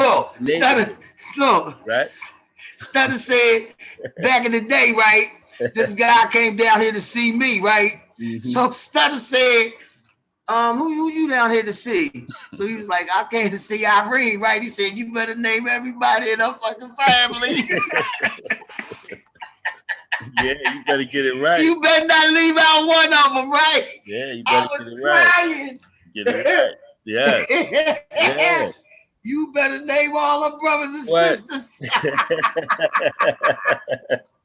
Yeah. I was crying. Yeah, but that was real protection. That was real. You know, you ain't let stuff inside the neighborhood. You know what I mean? I try to tell people, but it's not anything you can tell people like about your neighborhood, man. I try to explain to people how the Grace Ferry that I grew up as a kid was. It was a mighty place, man. Man. Yes. It was a mighty place. Man. Yes. Phenomenal. I've had people come here from out of town and they were amazed at the unity. Just in the interactions that they saw going on at the park. They was like, wow, everybody greeting each other, like everybody loving each other, ain't nobody beefing. It's like, you know, they hear from all 16th Street, 13th Street, 5th Street, you know, way down South Philly, even like Yaden and Delaware and all that. And ain't nobody going through nothing but love. Mm-hmm. It amazes people. It was people that told me, you really have a community. Because in my neighborhood, people don't even hardly speak to each other. Like, it's so transitional. You know, they moving in, they moving out. You don't really get to know your neighbor. Those kind of neighborhoods. So when they see what we have, you gotta love it. Mm-hmm. Mm-hmm. You gotta want some of that. Mm-hmm. We had people jumping off the 64 back door. Yo, all these nights. Back door. I gotta get off of here and get some of that there. Because we be getting it in over there. Yeah. The DJ even be turning all the lights out around the building. I was nervous about that at first. Because we have glow night where they have all them glow things and everybody be having them. So he turned all the lights off. And it was just the glow things all in the park. No trouble. No trouble. Yeah, just so everybody know, on the 64, that's 32nd and Reed is almost like the last few stops before you get to the Southwest. So that's the last part of South Philly. Yeah. Before you go over the bridge. Yeah. So if you saw something going on and you about to hit the bridge, you're like, hold on, this too much. Let me get off. Let me get off. Let me see what's going on over here. That's it. For real. Yeah. You know. Yes. Yeah. Yes. I can remember the first reunion, the first current reestablishment of the reunion. Let me take that back. We reestablished it. And I mean, people came out from everywhere and it was so deep and the energy was so real. Yes. I mean, we talking about it's 10 o'clock now in the evening. So this the after park party. Right. But nobody wants to leave because everybody's just feeling all the energy, all the love until you back to your thing. No violence, no interruptions, but everybody just enjoyed the feeling so much we wanted to hang on to it as long as possible. Right. Right. We even one weekend we had a camp out over there where we put up the tents and all of us, we spent the night and everything. Cops ain't even bother us. You know what they told us? We know y'all police y'all own. We know y'all don't need us. If y'all call us, it's major. Right. They have actually told us that. Wow. Yeah, we even had a cop who used to come shoot horseshoes. And he was all that too. Sarge, we called him. He leave his partner in the car. He over there shooting shoes. He loved it. Loved it. I see Mill got a picture of my mom back there. Wow. Yeah. My sis. Yeah. Yeah, man. What we got will never die. How can we bottle that up and send it to other communities, man? How can we do that? Let's put our heads together because we need to do that. Yeah. Even when I go to those anti-violence meetings and stuff, I'll be, they want the answer to end the violence. I don't have that. I don't have the answer to end the violence. I don't know what to do about it. But all I could tell them is that what we do at Stinger Square is working. Because 20 years we haven't had any. How do you patent that? How do you spread that out into the world? Because it's working right there. It's working. 20 years is the proof. You know? But all around, look, they get shot in the bar. They don't even stumble across the street. You hear me? I'm trying to tell you. It just don't, he cracking up. For real though.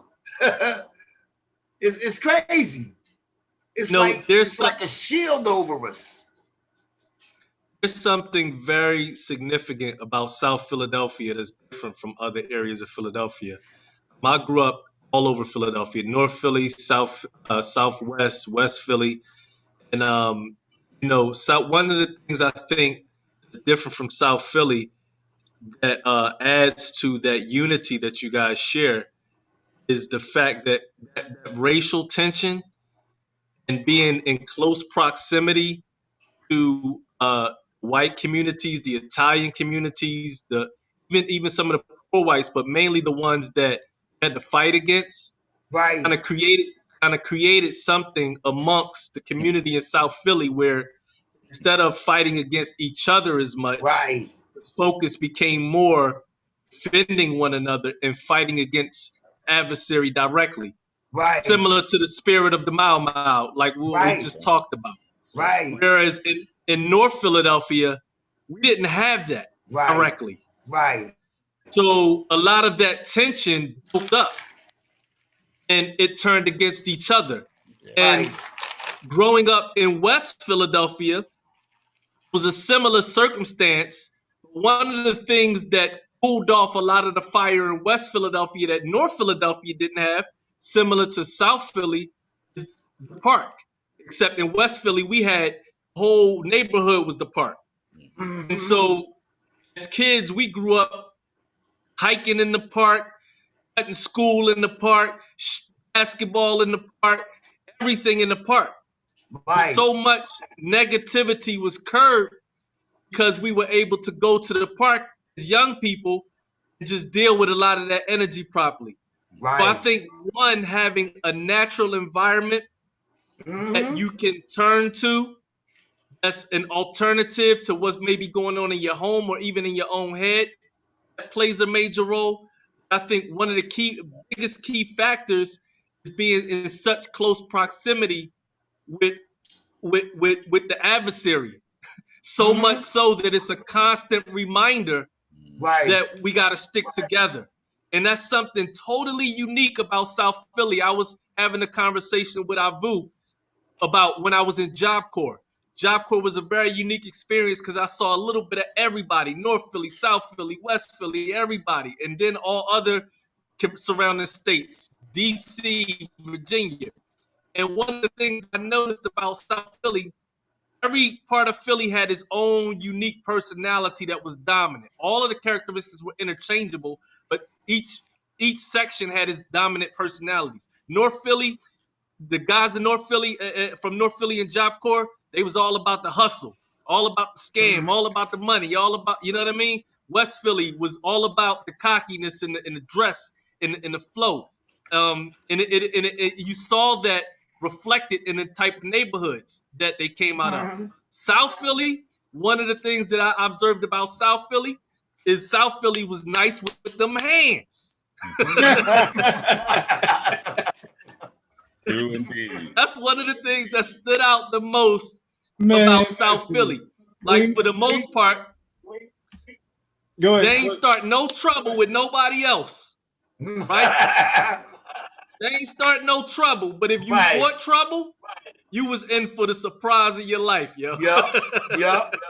I tell you, man, I was forged in fire with them hands, man. I can't tell you what I think that was part of the upbringing, man. Is like I can vividly remember. I mean, like my dad standing out like in Tasker Homes with his partners, and I'm out there with him, and he's just showing me how to hold my hands, how to move, you know, just.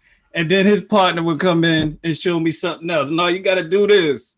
It was just part of what we did, man. Right. It was just part of what we did from this high up, man. I'm telling you, man. Part of the course, baby. It was natural. Yeah. And you know, on that, Dre, you know, we talked about that a little bit, man. And one day maybe we'll even get a little bit further than that in a segment. But to your point about South Philly being different, it's like when you was in the Job Corps, I was in the military. But I think that our proximity to our natural or our enemy at that point, and they made it understood. So therefore, we was always willing to go to battle. We had we could direct that energy somewhere else, like you said. Not that we didn't get into other things like the other areas, but however, we always knew when it was time for that, it was time for unity. So you had your family squabbles, you know, like all families have. Right. We had a clear and present opponent to direct with. Now, and to your other point, the dichotomy, that was so deep, whereas though I'm going to elementary school at the time, I didn't go to Alcorn, so I had to go to Anthony Wayne, which was a little bit outside our area. Right. I had to deal with Irish and Italian folks. Ms. Russell know about this. So I'm walking through their neighborhood to go to school. So I had to rumble them, come back home, right, through their neighborhood and go back to school. Now, what we get as Black folks a lot, and what we do well in South Philly is we learn about the group dynamic and the individual dynamic with dealing with people. What I mean by that is that I had a group of white folks learned later that they went to what's the high school? Bishop Newman. So they chase elementary school kids home, right? Big kids chasing little kids, and we had all the heart in the world and the biggest belt buckles back in those days. So we had rumble our ass off till we get to our turf, and our people waiting on us. Now it's even. Of course, they don't want no drama when it's even. Right. But the other side of it, I had friends in school, Michael O'Hara, a teacher, Mr. Antonio. So I learned we learn this unconsciously, how to separate the group dynamic from the individual dynamic, knowing that you can individually have people that are friends of other races. However, that don't take away from the group dynamic when the shit start going down. Right. That's where a lot of our communities and people in general miss. We can't separate the different dynamic, right? I went to service, so I have people that fought. I had to fight, live, and we had to protect each other's back. What was death of all races and characters, right? So I had to learn to intermingle, but that gave me a head start because I knew how to deal with them on a friendly turn and on the opposition turn. Right. Depending on the situation, circumstance, and the goals and what you brought to me. So that gave us you do it is kind of different. Give us a head start when we use it correctly. Because now we know how to deal with them in a hostile manner and a friendly manner. Mm-hmm. Group dynamic and an individual dynamic. So I noticed when I went to service, it kind of gave me a little head start in dealing with them because I knew who they was, depending on how they came. Wolf or the fox, the wolf or the fox. I knew who they was. For real. And then I learned too the other side, because I found some thorough and individuals, regardless of their skin tone. That's true. That's true. Some of us get goofy. Yeah. Same skin. I know this sounds so stereotypical, right? There you go. But I got white friends. Yeah. So my thing, I found some thorough in that and learned how to deal with it. But because I was already exposed, it made it, for me, easy to separate, who's who. So going through all that, I didn't get caught up. But I agree with you 100%. That helped us. That helped me individually. And I see it, among my peers. We know how to deal with it, however they come. Right. Yeah, we know it's some we got to rumble. And we know it might be a few we could be cool with. Right. But whatever we got to do, we're willing, and we're looking at the whole, scenario. So that I think it's an unfair advantage a little bit. Mm-hmm. That's a great point you made, man. Good. I don't think we're doing that well right now, currently. No. We lost some of that, like the other stuff we talked about. Mm-hmm. Well, and another thing, that threat that we talked about, it doesn't exist directly the same way it did now. True. Mm-hmm. True. No. Right. I came up in a time where Frank Rizzo was running the police. Yeah. He was the man. You know what I mean? Yes. And the Italian mafia still had their hand in the pot. That's right. You know what I mean? Now all of that has been not necessarily dismantled, but reshifted. Right. Where now the Italian mafia is your parole officer. Right. Or your judge. Right. See, with us, it was always the Irish. Right. Okay. Yeah. Right. Yeah. Absolutely. We had a working relationship with the Italian, pretty much. Yeah. Yes. They respected the work. Yeah, it was a working relationship. Yeah. We did stuff. They had stuff. An honest day's work for an honest day's pay. Absolutely. And we both, the thing with that though, we come from traditions with morals a little bit and codes. So we deal with Italians. The Irish was just straight out. It's a book called When the Irish Became White. Remember, they went through. Wow. Yeah, they went through. They wasn't remember gangs in New York and all that. That's what that was about. Right? Them Irish wasn't accepted. Cheryl need a Zoom link, Mill. How we gonna get a Zoom link to Cheryl?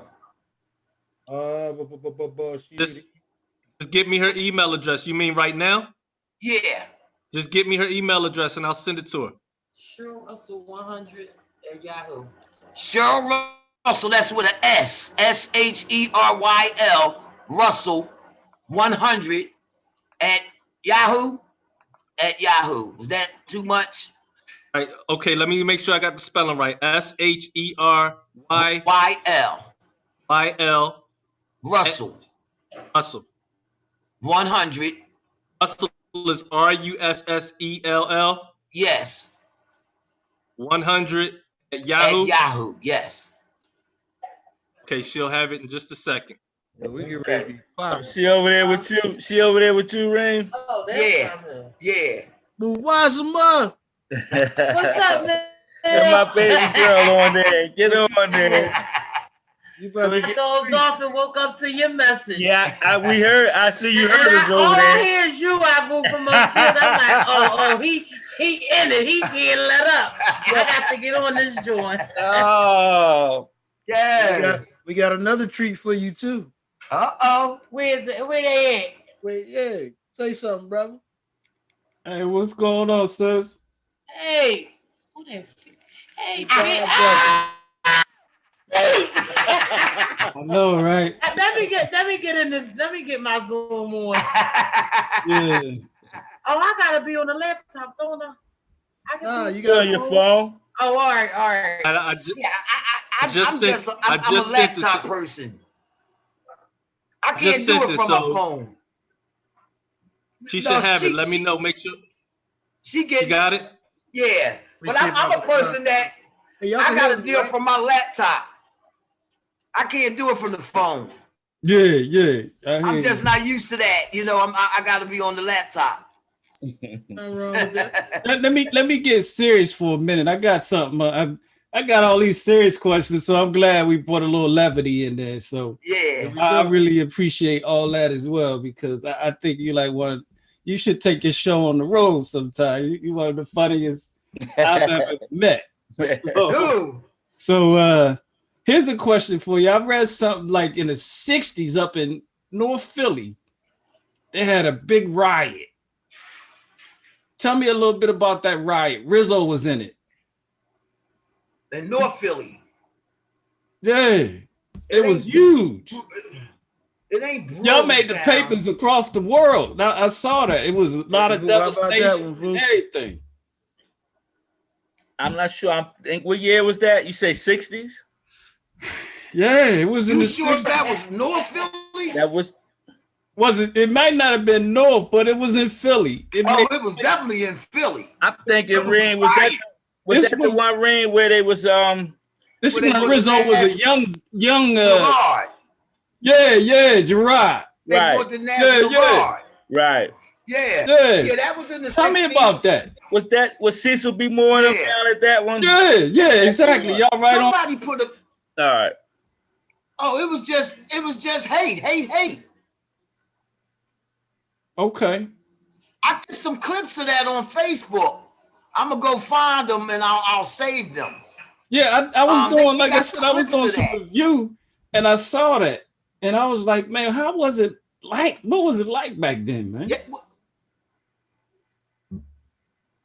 well, 30th and Tasker was ground zero for the race riots. Because the playground there, black kids wanted to play in there too, and they wasn't having it. So I got an interesting story about that. What? You know, I'm a St. Gabe's alumni. And I can honestly say that in my youth, I was one of the only black kids that was allowed in that playground. Simply because I went to that school and I played football. That computer. You know what I mean? So yeah, that joint's definitely crazy like that. Oh man. I grew up in some tumultuous times. Yeah. Real. Yeah, it went around the world. Remember I remember that one. I was more interested in that one in North Philly though, because it was oh yeah, that y'all tore the place up, man. Yeah. Yeah. That's the one I think was, that's the one I think was Cecil B. Moore was down there and they really got it in. With Gerard College. Right. Yeah. It just makes me think. I mean, that one, not that's something that we should be proud of. I'm not saying it in that light, but we always hear about the riots in Detroit. We hear about the DC riot, but we don't never hear about the Philly riot. That was huge. Oh no. Huge. Yeah, that was I'm looking it up now. That was 1964. Right. Okay. Tore up the whole block, couple blocks. Yeah. You know, and that was on Columbia Avenue. That's Columbia why Avenue riot. He should be more because he helped lead that group, I believe. Yeah, that's what I'm saying. The only reason why I bring it up, like I said, it's not anything that I wish to like say, oh yeah, we did that. I'm just saying we don't hear about that. Oh, absolutely. Freedom was never given. Yeah. Freedom was never given. It was always taken. Yeah. You And gotta it was on take the that. same. It was on the same wavelength as all the other riots. Right, you right. Yeah. Same thing, man. Somebody Yeah. got pulled out of their car and beat And that to death, damn near, and the people rose up. Right. that's exactly. It's interesting that you say that because I'm reading the article now, and that's exactly what happened. A woman was pulled over by Without the a car. police, Right. and somebody came to assist her, and a fight broke out, and then it spread out throughout the neighborhood that a pregnant woman got beat up by the Right. police. Absolutely. Right. Yeah. Yeah, And I did a couple. I read that a couple times, man. I burned it into my brain because I wanted to. okay, Like I said, whenever I get a chance to speak to the elders, I want to hear, what that was like. You know what I mean? Mm-hmm. And you gotta remember, Fig, during those times, no social media. Yeah, this was Right. all. So Yeah, if you this. was in South Philly, that was going on North Philly, you might not even know Right. Till until the 11 next o'clock day. news. Right, Till till the 11 next o'clock day. news, come on. Right. But see, even Right. still, how no social media, they uprose, they got up. The community word got spread around. That's right. Absolutely. Right?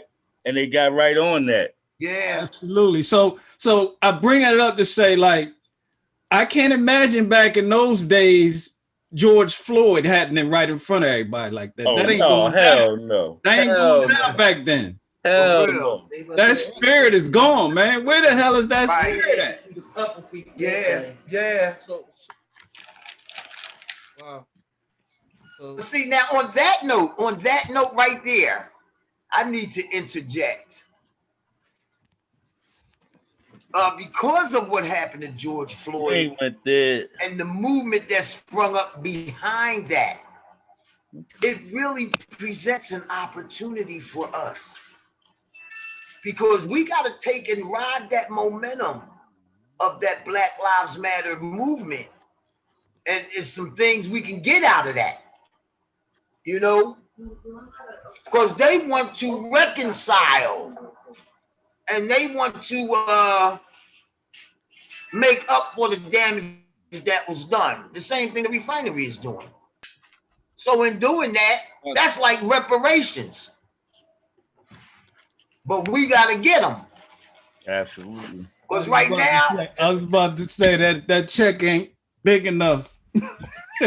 True that. That check ain't there big enough. No, it ain't. But we can get a couple of checks. Yeah. Absolutely. Get something out the deal. Because right should be wrong. America has never even apologized. But you can't even apologize for those kinds of atrocities. Really. The atrocities, I don't even want to get into it. I can't even take it by for all real. means, get into it, please. What Yeah, kind that's what I'm of talking about, man. monster Right there. would That's what take I'm your talking baby and feed it to an alligator? Oh, yeah. What kind of monster is that? That is really what you A call white one? diabolical. That's diabolical, really. A European one? Woo! Mankind? Woo! A kind of man? Some of them atrocities. An enemy of God? Yes. Should I go on? It's unbearable. It's unbearable. I have wept for what my ancestors have gone through for real. It's enough to make you cry. They want us to forget about it. Stop playing. I heard an interesting thing said in terms of reparations. Some of the current descendants of the oppressor seem to have the mindset that they don't owe any kind of penance to Black America for the institution of slavery because they personally have not enslaved people themselves. What? Where did you hear that from? I just picked that up just browsing through something. I can't exactly tell you where it was, but I just picked it up browsing through something. But they seem to think that reparations aren't necessary or warranted because they have not enslaved people. What they call it? Well, I mean, they definitely benefited from the institution. I'm trying to figure out what they called it. I mean, current day people. I'm sorry. Current day. Yeah, Current day, it is law that you take your child to school and have them indoctrinated and enslave their minds. What? I mean, if you don't, you going what? In a cell, in the jail, in slavery. You're going to be enslaved on top of your enslavement. If you don't take them to him. Yeah, if you don't deliver them, right? Right. Which ain't no brings us to which brings up Kamala Harris. You know that was her job to oh man. She created a truancy program where she locked up so many black parents for their children, you know.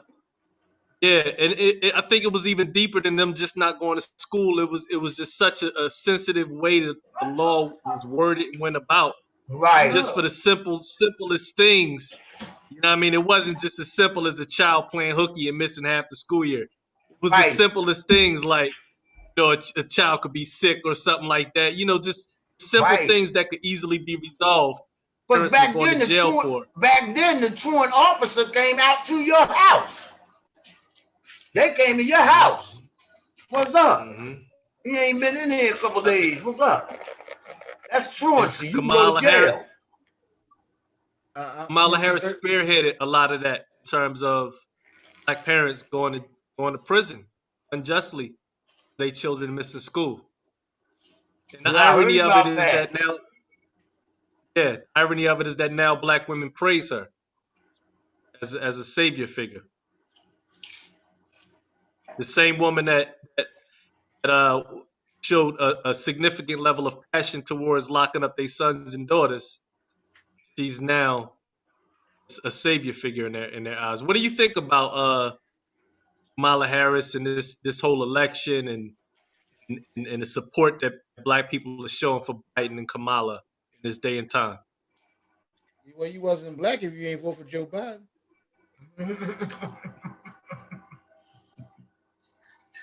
Most people took that down to the lesser of two evils. For real. You know, because that 45 was like, what? He was too far gone. I'm gonna leave that alone. Yeah, I mean, if I can add to that's the reality of it. I mean, there was another way that was put out as a way, but it really was the lesser of two evils. Yeah. When I talk to people about politics, I'll sit here and I'll tell you, okay, this is the reason why I've done it. But I'm not Democrat or Republican. I'm an independent thinker. Right. And I'm gonna go ahead and make a choice based off what I hear and what I see. Right. And after a little bit of research. So you don't see me out here cheerleading. That's not the function of what I want to get from whoever I vote. You know, so you don't see me out here outside of the one thing that I put up for Kamala Harris, basically saying that she's the first or whatever.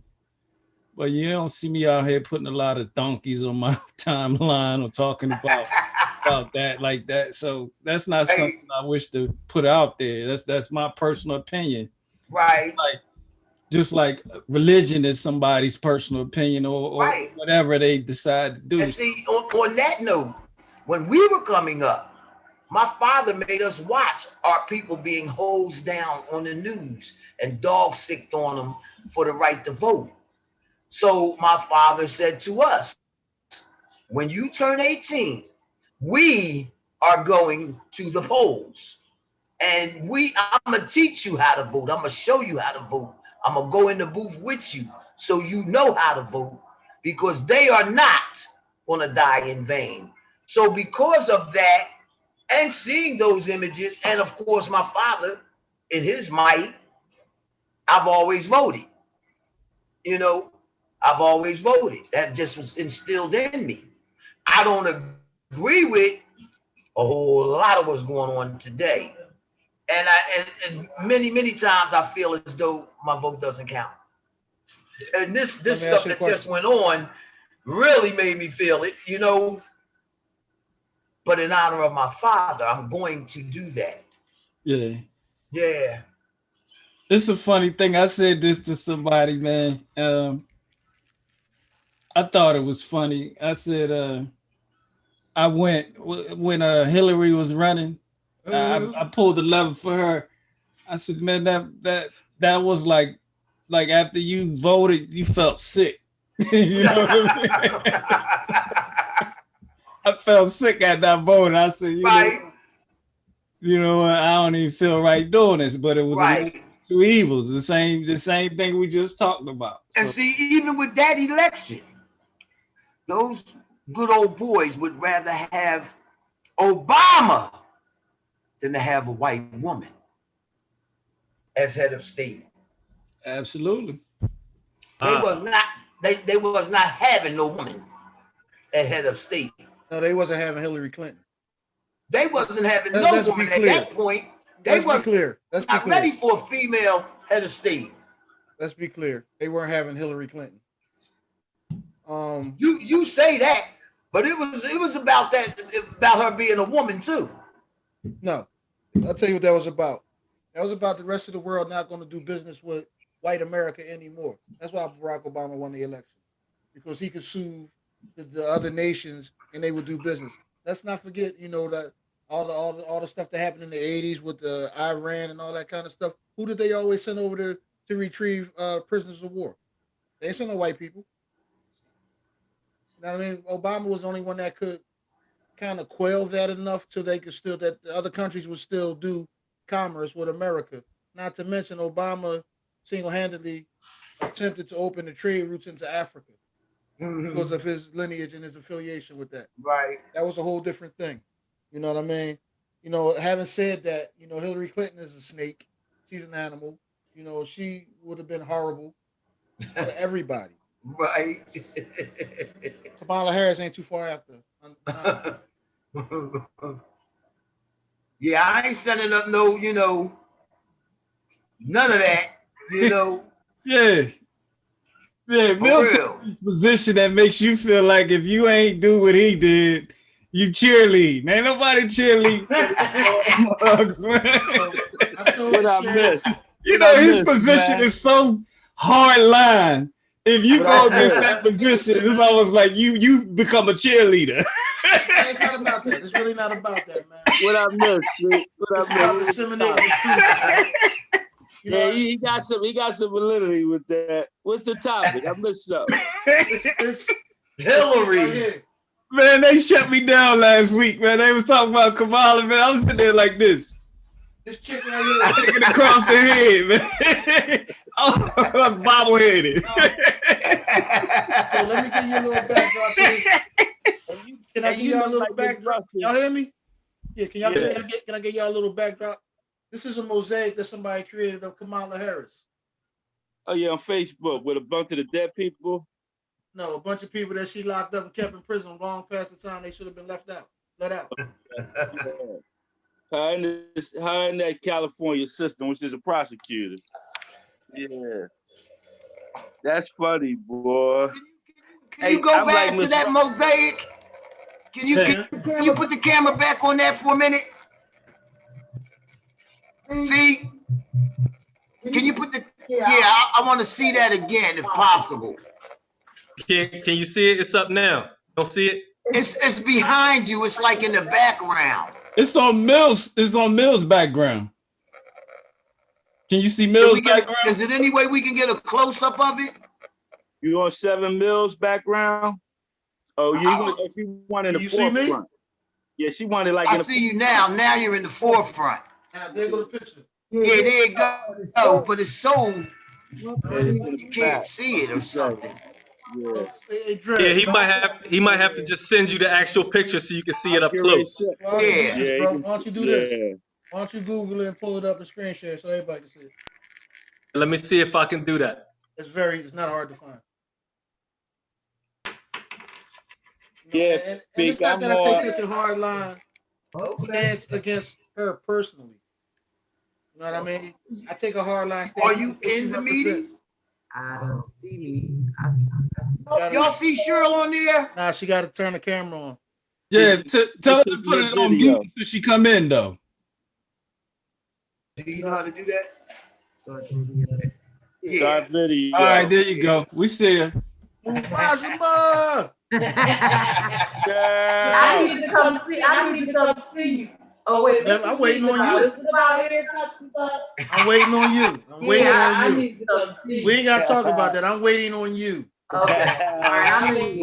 I done already shouted you out on the book already once. We ain't gonna do it on this. What's up, baby? How you been?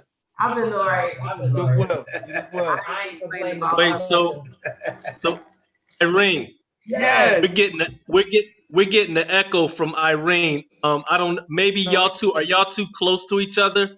Yeah. Okay. So you need to be sitting. I'll turn my. Did it go away now? Say something, Cheryl. Yeah, Cheryl's the one with the echo. Yeah, I couldn't hear you. I turned the speaker down. I can hear both of them now. Now you're gonna need your speaker, Miss Irene, because you need to be able to hear what's being said. But if y'all sitting in close proximity, you just need to sit further apart. Cheryl, are you close to? Cheryl, I need to hear Cheryl speak. Can you hear me now? Yeah, you got an echo. I hear the echo. You sitting close to Irene, Cheryl? All right, I can move a little bit. Is that cheating? Y'all in the same room? Yeah, in the cafe. Okay, brother. That's the problem. That's the problem. If y'all in the same room, it's going to give you an echo. The only way to solve it is to either go in another room or somebody has to use headphones. Well, the echo is going now. Yeah, because she probably moved away. Yeah. Okay. I can still hear with her. Yes. You got no headphones, Cheryl? Yeah, I got some right here. I got some. I live in the house with the cafe, but I don't really know what I'm doing. I'm learning as I go. I gotta figure out where to plug the headphones in so we can stop echoing. Oh, I see it. Duh. So will we still be? What was you gonna say, Vo? You got it, baby. Huh? What was you gonna say, Vo? Oh no, I was just trying to get the landscape on the last conversation. I know it's political. I was just saying. I was just saying, Mill positions like he has this stance like if you opposite on him on Kamala, you are a cheerleader or something. So that was the topic was. So the topic was about the political landscape with them. Yeah, with Kamala and Biden and whatnot. You got it. And Mill's a little hard, he's getting a little bit more flexible, Well, I understand exactly where you're coming from. Yeah. Well, I like, with me, and I'm like with Miss Russell, because we had these conversations through the years, Yeah. And it's like, I think with like most things, with Black folks, when we get to these issues, it get real emotional instead of real mental. And what I mean by that is that, all these things for us is tools. Like Ms. Russell was saying earlier, if you want to get some XYZ out of it, I believe like, what's that, my man, Claude Anderson, you use these things as tools, politicians and all that good stuff. And a whole lot of, I don't have a whole lot of faith in them prior. You got to do something for me to give you faith. But I would like to use your skill set to get what I need to get if that's the case. Right. Otherwise, I'm going to move on, A good builder use all the tools in the shed, That's what I mean? right. Then if not, and I'm like Claude, they to be bought and leased. When you get power, that's what people with power do. I'm just saying people buy and lease politicians to get what their agenda across. Right. Exactly. So that's all they're good for. You ain't supposed to be married to none of them. How you marry somebody that's only gonna be around 4 years, maybe? You gonna marry your chick ahead of time and she telling you she only gonna be around 4 years? So, so we dating. Like my man say, it's an arrangement. Let me get in here. Let me get in here real quick. Buy or lease. You know, like my man say, I buy or lease them.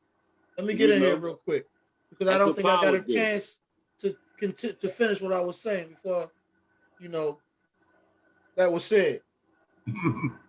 My problem with black folks and dealing with politics is we don't demand quid quo pro.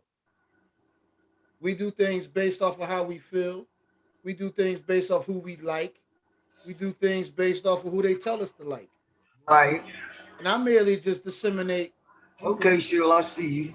Who she is, what she's done. You know what I mean? That's it. That's my only attachment to her. You dig what I'm saying? Got you. I know what she has done. Mm-hmm. That's it. Some people, you know, they feel like they got to defend it. Go ahead, defend it. Who are you talking about? Kamala Harris. Oh, okay. Kamala Harris, yeah. You don't know nothing about her. You know what the people in the paper and social media told you about her. You know her like you know my mom. You know what they told you about her. I know what her records say. That's all. But that's all of them. Shit. That's all that's why. That's my point exactly. To me, they all at least one. You can't even be a politician if you don't be evil. Like y'all, we need people like y'all up and making the laws and stuff. They not gonna let you got a nasty echo, sir. Y'all too real. Y'all got to have some dirt in y'all, some people. Y'all got to be willing to cut feet through. And you done slept in the same bed with me. You ain't like that. So I don't trust none of them. Like my mom said, I just vote for the lesser evil. I just wanted Trump out of there, and I wasn't voting for nobody else to buy. That's the lesser evil. He ain't no better. But Rock, for real, I love what he did, but he had to do some stuff too that we don't know about. That wasn't right. So let me ask you this. Absolutely, sure. All of them ain't worth a dime. You just buy at least one of them. You just buy at least one. I was just so happy to have a black president, and then the stuff he was kicking and I checked his background and stuff. He was about the realest one, but he had to do some things. Yeah. To become president. He was still a puppet. He was still a puppet. That's right. You don't get to that position and not be one. Right. So what's wrong with announcing it? No, ain't nothing wrong with it. We just saying ain't nobody. I'm saying like our voices really ain't being heard. We can announce it to kingdom come. You got to look at what's the boy name? The black guy. There's a few of them, but they shut them down. They stay weak. Soon as the white man cut off, they don't got enough heart to stand up and say, no, I'm going to finish what I'm saying. Because they try to make a point and trying to do the right stuff, but the white man runs this bottom line. So the political stuff, I can't help but to be in it, but I try to stay away from that stuff because it's all a mess. It's all a mess. And it's all a lie. They tell us what they want. Look what we found out about Iran. Yeah. And we still don't know. I think I got something wrong with you because I'm getting emotional already. I got Black Panther blood in me. I'm ready to get some guns.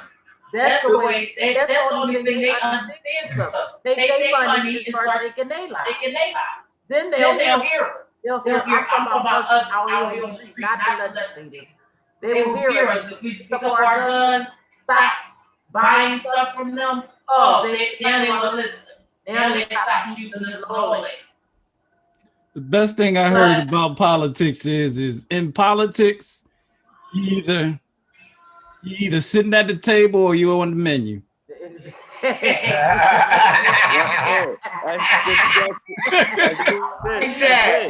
I like that.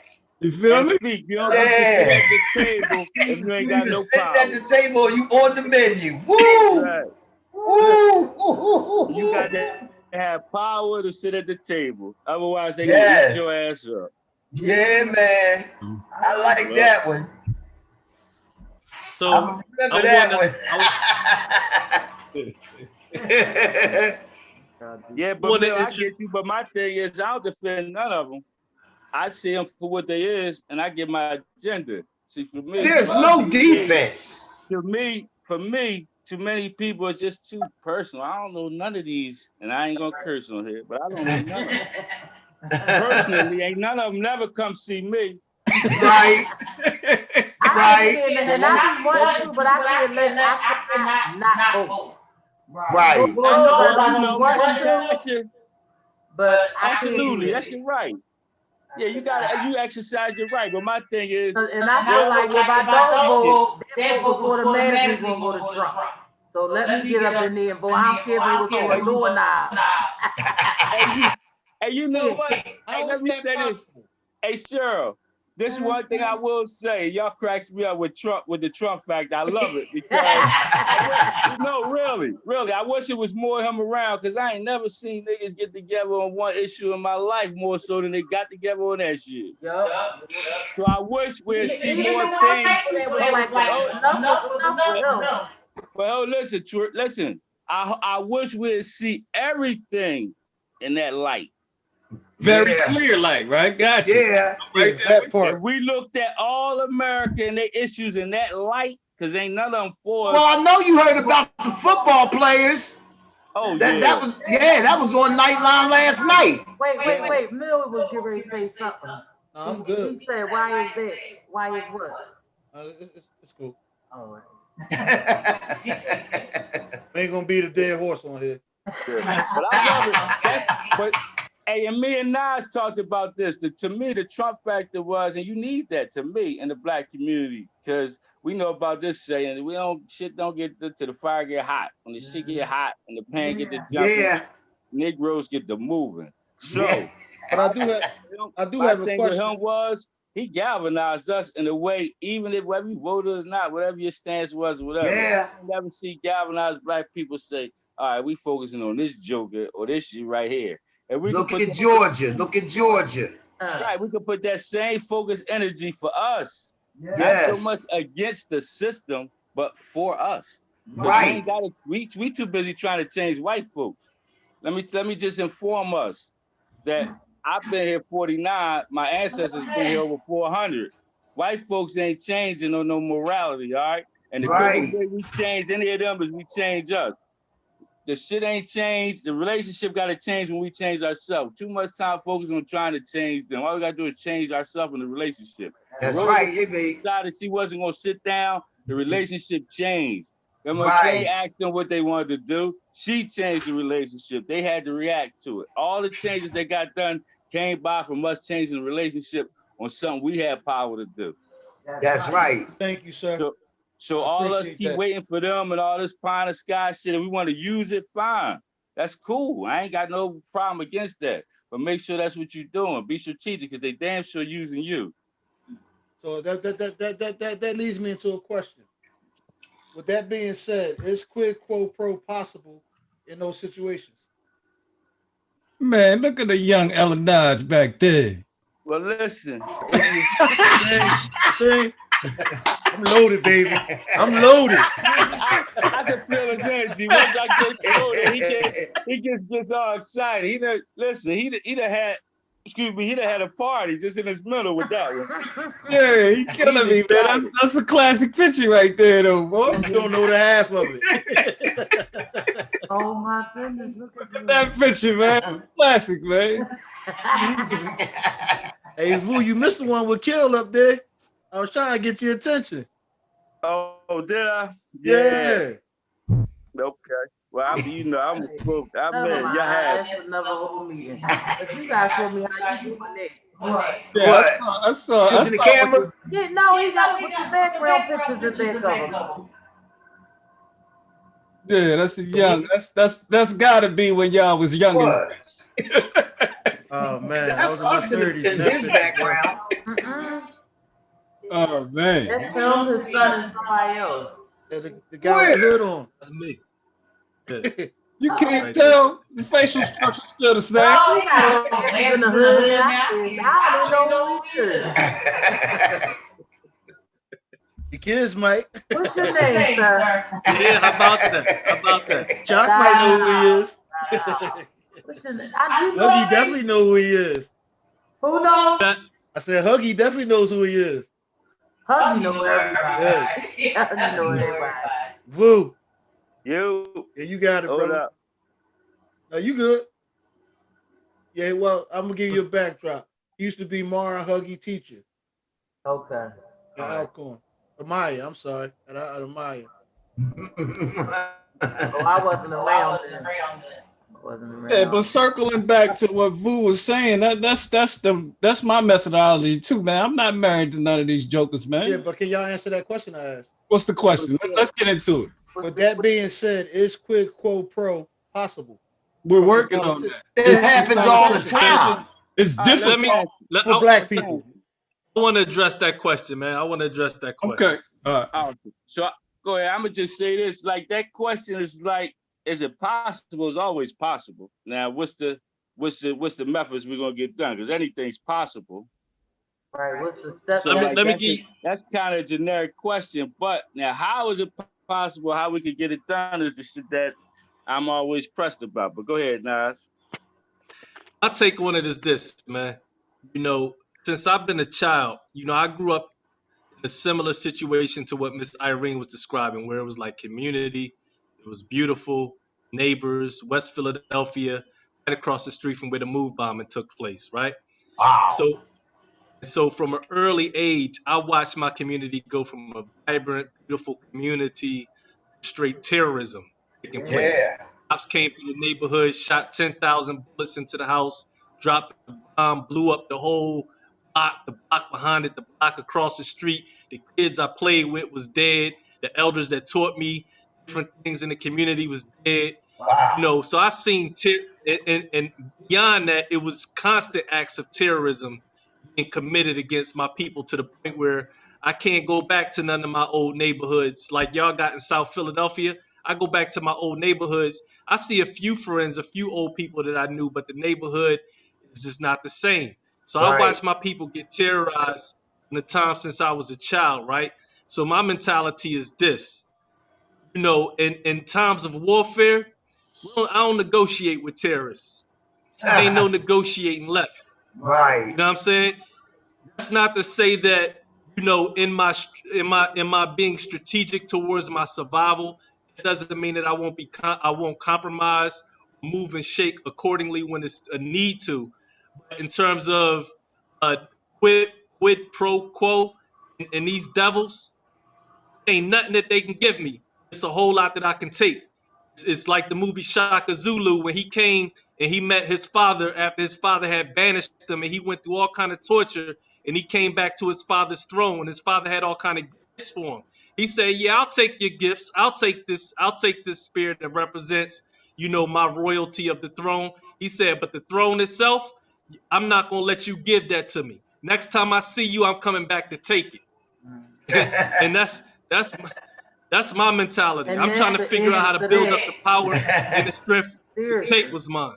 It ain't nothing they can give me. And that's my point. But I don't see enough men out here willing with the heart to strap up and stand up to these cats and these jokers about how they doing it. They first of all, we too going, I ain't bothering me. But it's your cousin and them getting killed. It's too weak. I don't see it. Everybody trying to go up in their own thing. These men, these so-called men, these women is raising, they not picking up no gun. Not for nothing. Not for nothing real. They might shoot you, but they not for a good cause. I mean, I don't know how we can get to that point. With what we're dealing with out here. Now that's a good place to interject. How do we galvanize the young people into unity for a cause, So that was a my right next cause? question. That was actually my next question. What is going Yeah. on in galvanization? You're going to get something because you got a lot of brothers out here, these young ones that love Ramel, they love our food. If people's out here, they'll be loving them too. There's certain brothers that they listen to. Like I said, they're not going to get them all. Maybe the ones that can reach them. Because there's a lot of people that look up and will listen to you. I'm talking to you, Mill. I hear you, baby. But like in BG too, they respect y'all, so they will listen to y'all. But it gotta be like BG talk to somebody today. It's forgotten about tomorrow. It gotta be consistent. And they got to be like brought to meetings. Like these kids, they don't have the mentality to stay focused. Most of them is drug based, so they can't stay focused. Y'all gotta be constant on them. But it can happen. They wanted to happen. They tired of seeing their friends being killed. They really scared to death. When they shooting like this. They scared. They want out.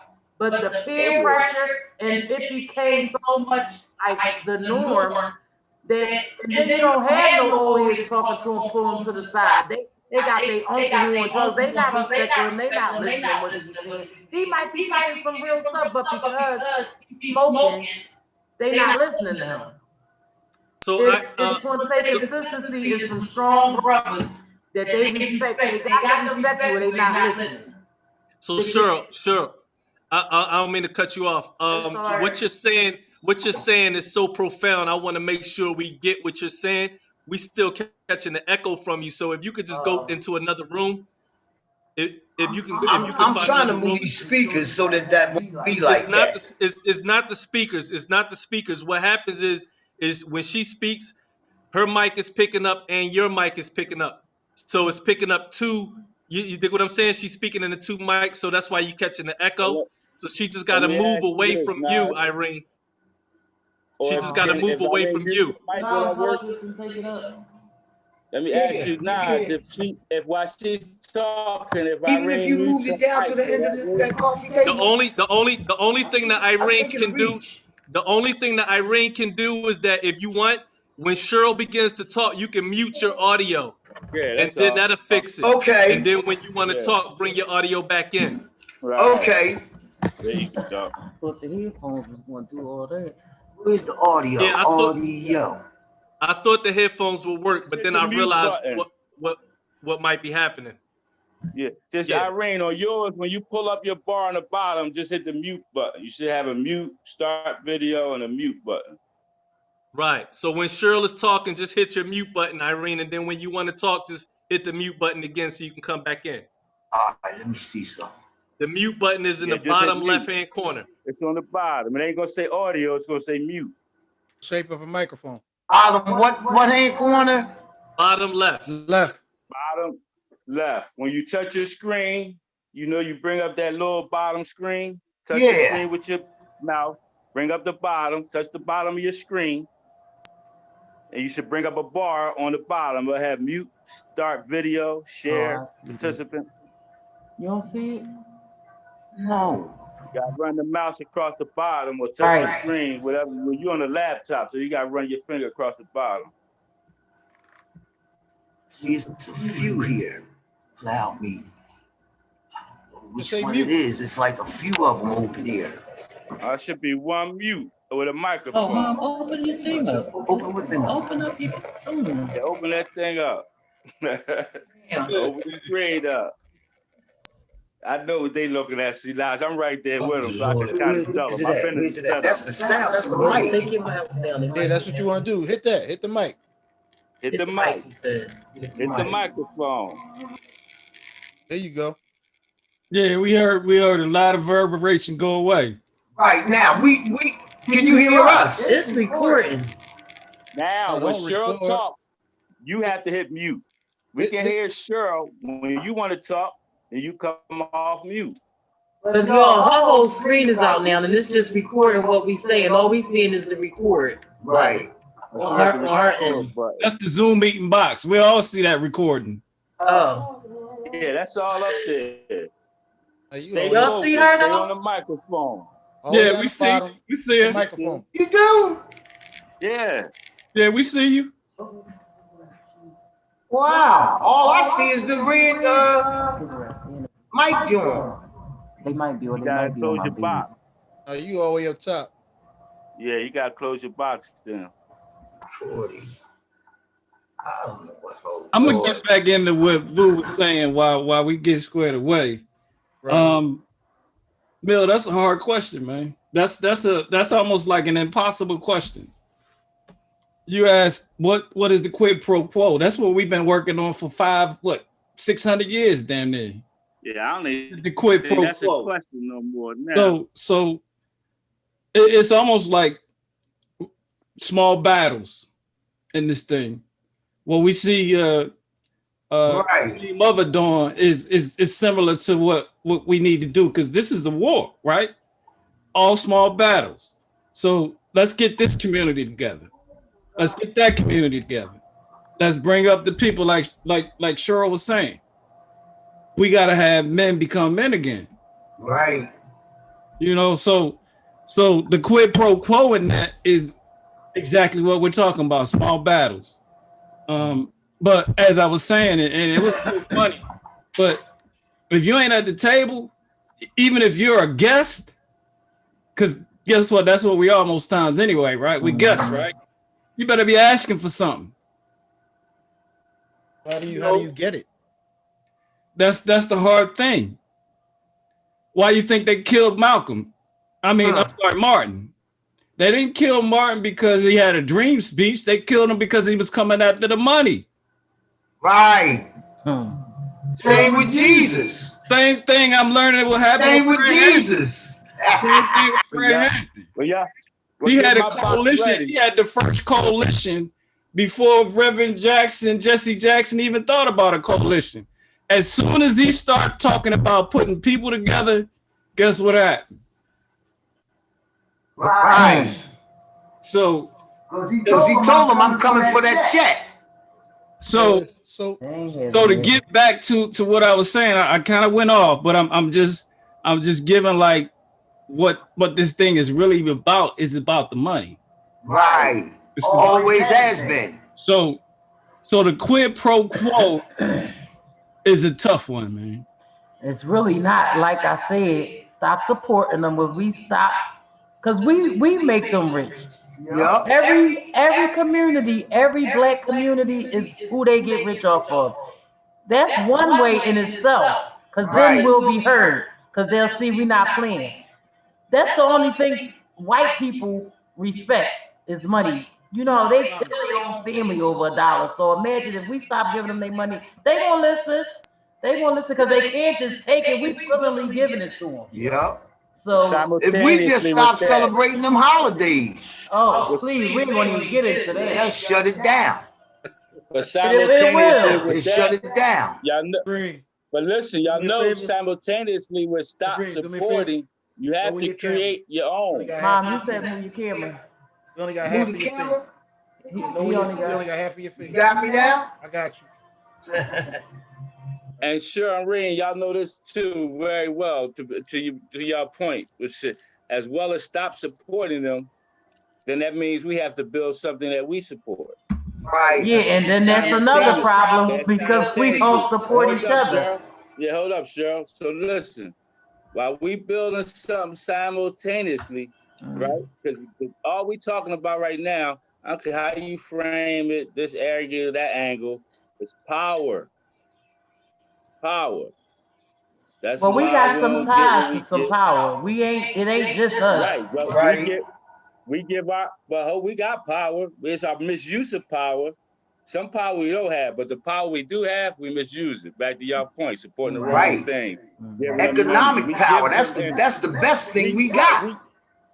We give them energy. That's our currency. We give them that. Without us giving them that, is not going to maintain or build a system. So when not only with us withdrawing our power, then we got to use it, because it's easy for us to stop doing stuff. You know, we boycotted successfully and done that. But the thing with the boycotts that was most successful, we had somewhere of our own to put that money once we stopped spending it with them. Right.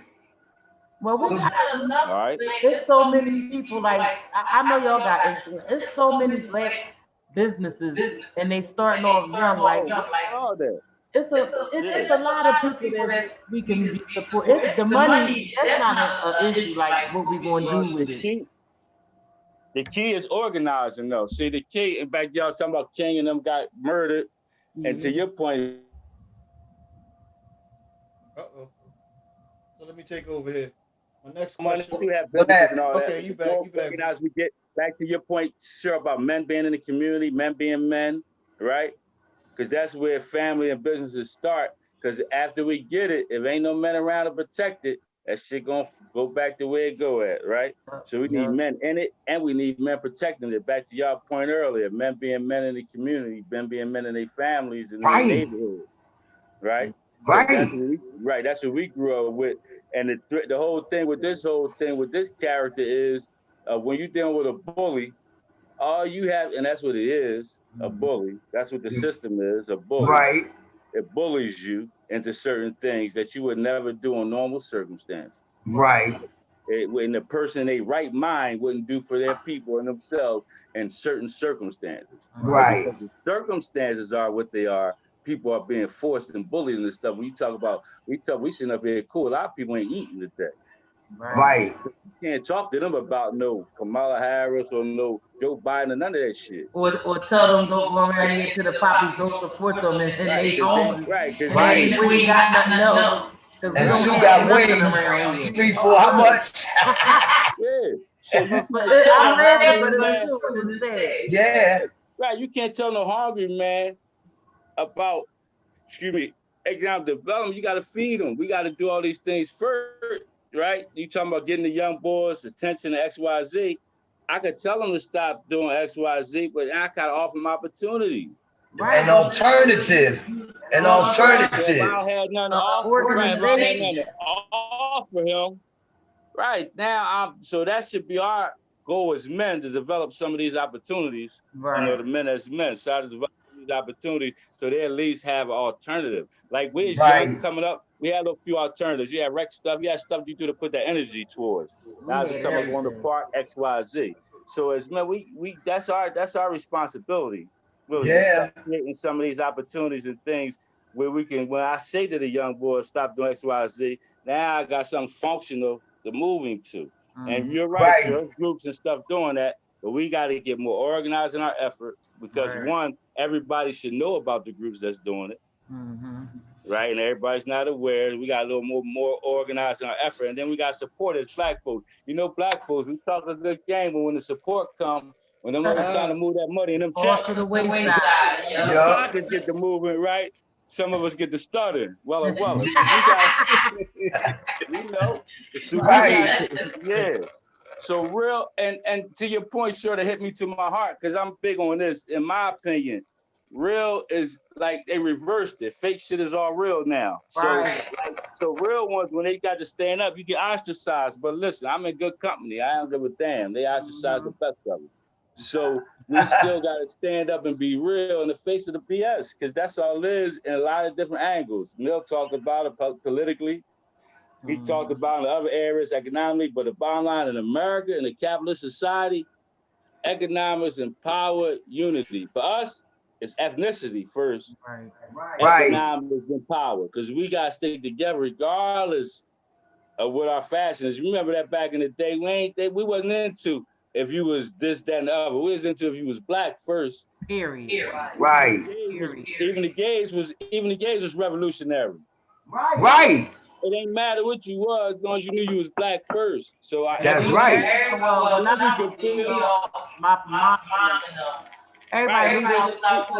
like it is. Like you can't even get somebody to watch your child while you go to a job interview. It's such a big, you know how we used to do. I know until I grew up how her and they used to rotate their kids just so we all could be good all month. Right. And we used to come to each other's house to eat for certain days. They don't do that no more. We don't have that. I don't even say break no. They don't bless their food. All that stuff is going, and all of that has a lot to do with us being messed up. I'm talking about my generation and them. Yeah. We messed up. And it seems like it's so hard to get back because, like I said, everybody is so into their own thing. I'm guilty of it myself. And the men, there you go. Let me cut you off for a minute, Cheryl. There you go. I think one of the biggest problems we have is accountability and the lack thereof. It's so easy for us to point the finger at somebody else.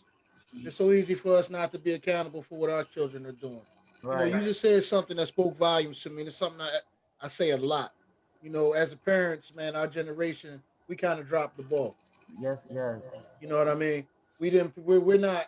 We haven't up until this point truly prepared our children for real life. Mm-hmm. You know what I Right. mean? And some of that is because maybe some of us wasn't completely prepared for real life ourselves. We Well, learned on none the of fly us as here well. have that excuse. Huh? None of us on the screen have that excuse. We None was of us we had was what? none of us on this screen have that excuse to say we wasn't prepared. That's No, I'm not talking about us, man. I'm talking about our generation. oh. You know what I mean? You know that we go back to that crack epidemic, that crack era. Yeah. You know what I mean? That had Yeah. people that we know that we That grew up killed a with lot.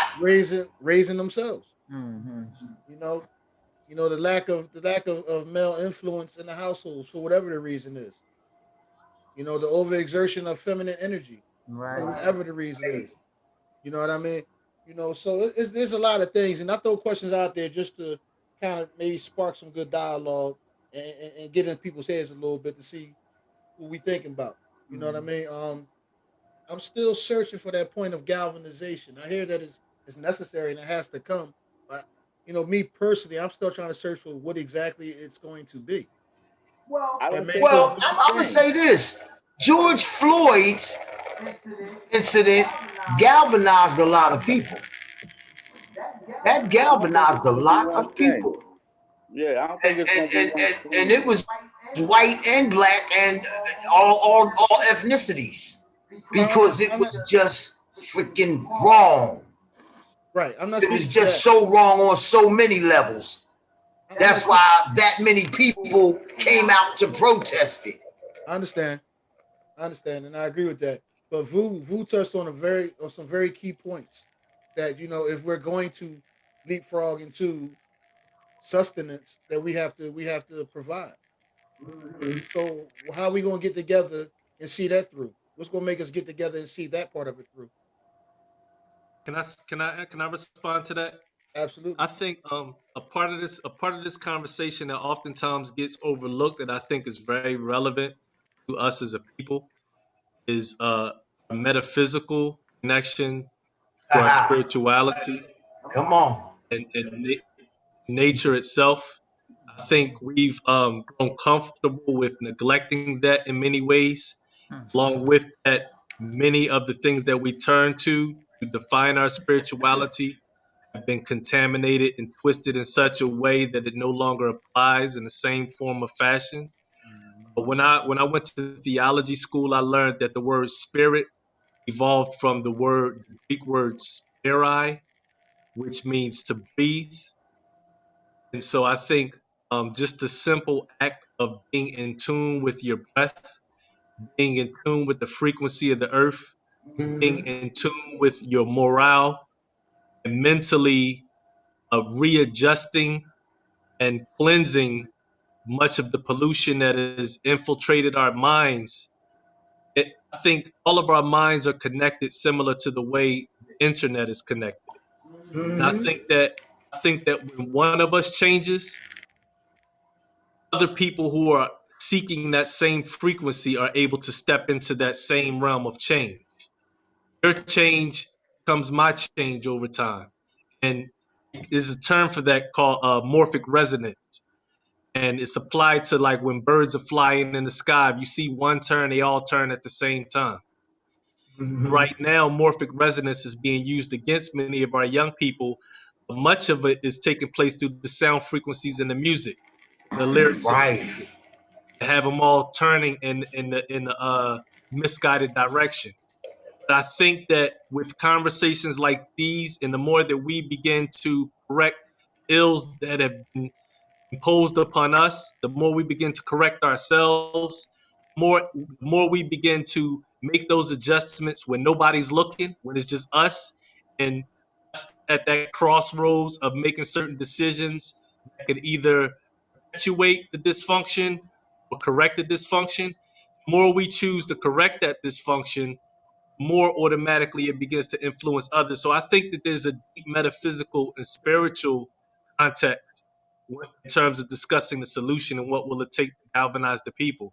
I think that we have to reconnect with ourselves spiritually. You know, in the 60s and 70s, you know, a lot of our elders were heavy into Christianity, but it was a much different version of Christianity versus what you have today. A lot of Christianity back in the day was based in the Old Testament, which is all stories about conquering, overcoming oppression and things of that nature, where the New Testament is more about submitting. So the mentality is different. I say that to say that, you know, while I have my issues with Christianity, it served as a school of thought to help me to evolve into what I've become today. And so I just think that back in the day, that was one of the representations. And even when we talk about the Nation of Islam, you know, was that, and I think that after a certain point, that became contaminated or misguided or dysfunctional to a certain degree as well.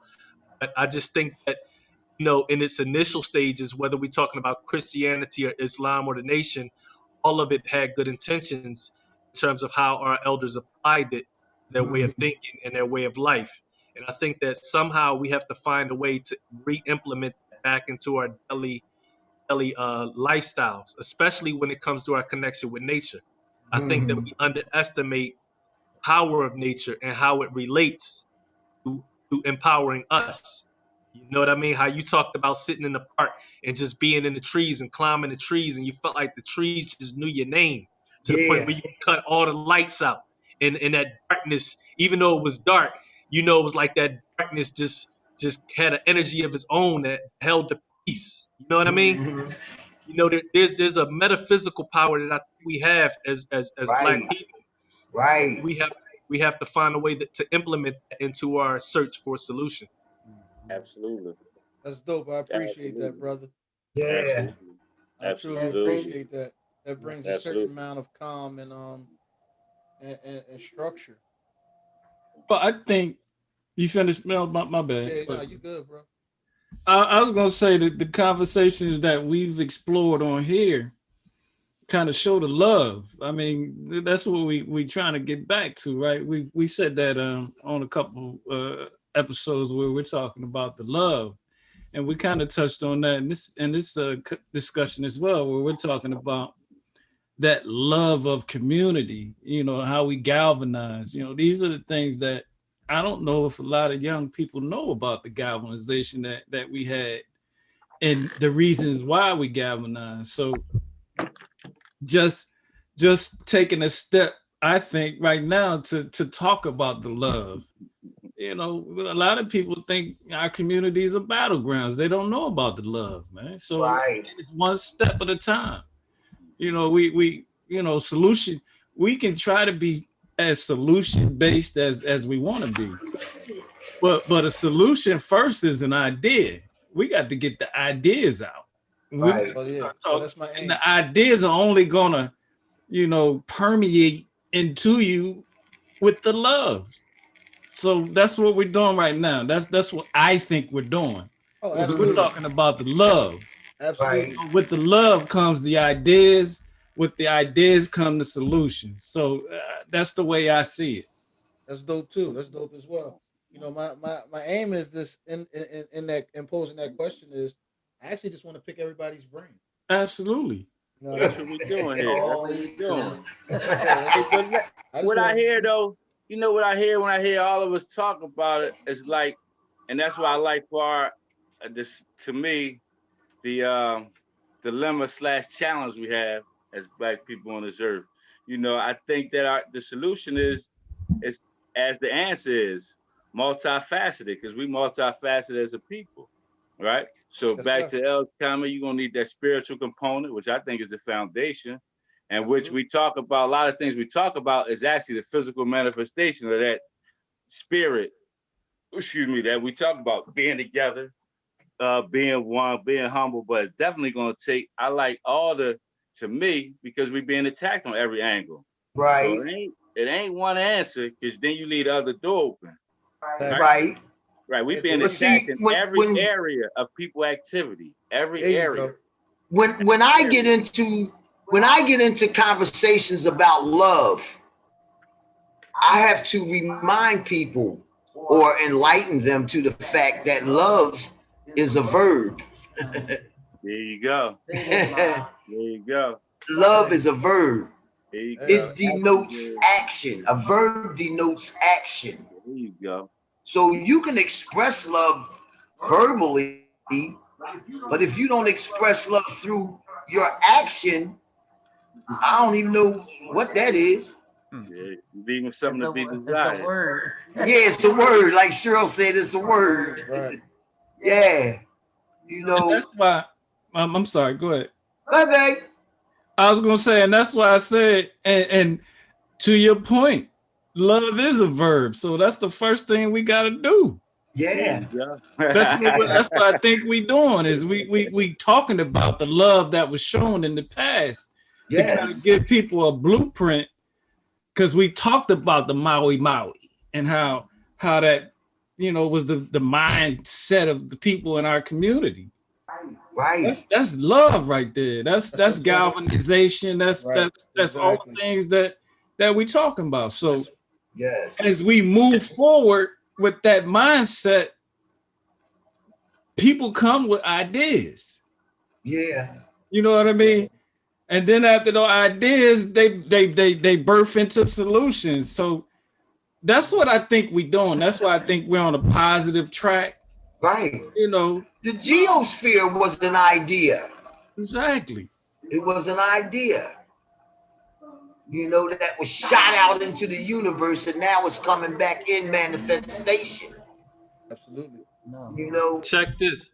My experience, what I've seen with many of our young people having worked in the educational system, our children are not being taught to love themselves. Definitely Right. not in school. And Right. oftentimes they're not getting it at home because the parents don't have that for themselves. So Right. they have a double-edged sword that they deal with. They don't know themselves, but worse than that, they don't love themselves. Right. They love the sneakers that they wear more than they love themselves. Oftentimes, Yeah.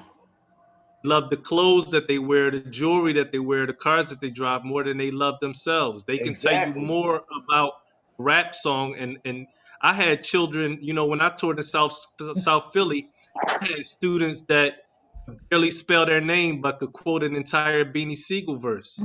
I'm laughing because me and Cece used to think my mom love us when we was little because we had Reeboks and all that gold, and she was putting other stuff in us. She had it, we could have had it. My grandfather got money, he could have had all that, but I didn't realize it as a kid when she was on. I'm like, she just being But like, what did I tell she your don't love brother? us for real. But what did I tell your It ain't brother what's though? on you, it's what's in you. That's It right. took me though to have kids to realize what she was doing. And as a kid, I'm like, all my friends all fly. I got weird hand-me-downs. I got this. I got. She don't love us, man. No, she Yeah. really love us. She was showing us Yes. to really put stuff in us besides on us, and Right. I appreciate that. I knew you Zeno, you had a lot of put a lot of work in too. We had some decent. I've been having spiritual sessions, social sessions since I can remember myself, and they all came from powerful people, Yes. not just somebody talking about it and tomorrow, as soon as they leave the session, they doing something they ain't got no business doing. No, they was living it. Yeah, Oh, you was blessed. You was blessed. yes We I got it. am. We got it in the flesh. You was Yes right. We I got it in am. the Yes. flesh. And that's what makes this right here so powerful. Yeah. That's why this was such a necessity. That's why I'm glad Yeah. my brother came to me with this, because this too Yeah. was birthed over 15 years ago in a conversation in my living room. Hmm. You know what I'm saying? And we sit here right now, doing exactly what we talked about then. Yeah. We're coming up with tangible theories and possible solutions to a common threat that we have, all of us. Yeah. A common threat that our children have, And I just hope that, whoever's out here catching this is paying attention to what's being said. They're paying Hmm. attention to the flow of the conversation. They pay attention to the respect that everyone's getting during and in the conversation. And most importantly, they're paying attention to everybody's input. Because, like you said, the war will be fought on many fronts. Yeah. You understand what I'm saying? and we got to cover every last one of them fronts. Hey, listen, I want to put this up. Oh, let my me finish. bad. Let me finish, Man. Feek. And it takes critical conversations. It takes humility. It takes being able to admit your part in it. And You know what I mean? open-mindedness to other people's beliefs and understanding of things, because a No, lot of just being times, just being a creature of allowance. Like, right, I can allow you to be whoever you are. Like, it doesn't take anything from me for that. you You know have what I mean? grown. But we can still. There was a time, but I ain't gonna Sir, knock we you are on what you grown. talking about. Go ahead. Sir, we're growing, sir. We're growing.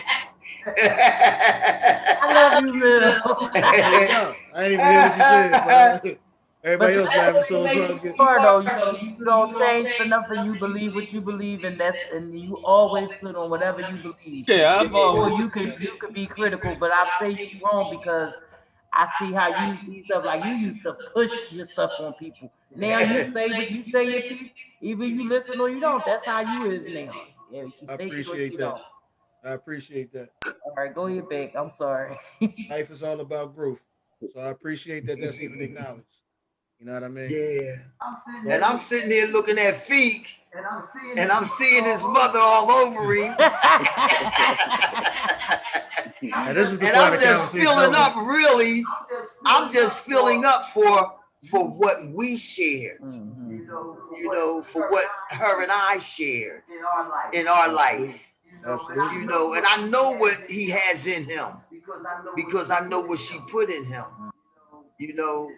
It is just so awesome. I can remember one time me and Lo was in here cha-chaing.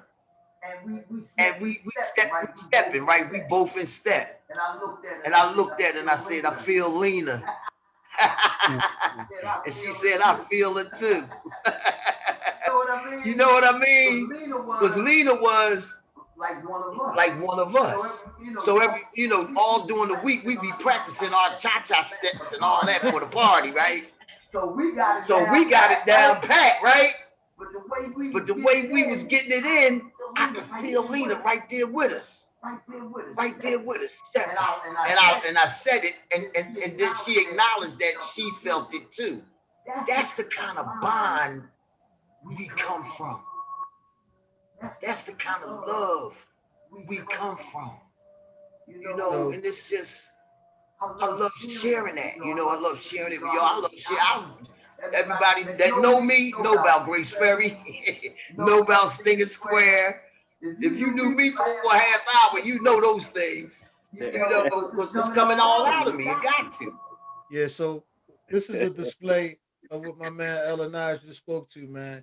That metaphysical spirituality that we all possess that keeps us linked and grounded. You know what I mean? Which is a beautiful thing.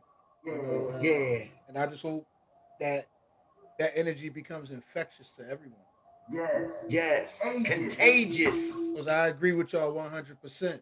That is the galvanizing point. That is the galvanizing energy. You know what I'm saying? That we have to embrace in order to, to be here tomorrow.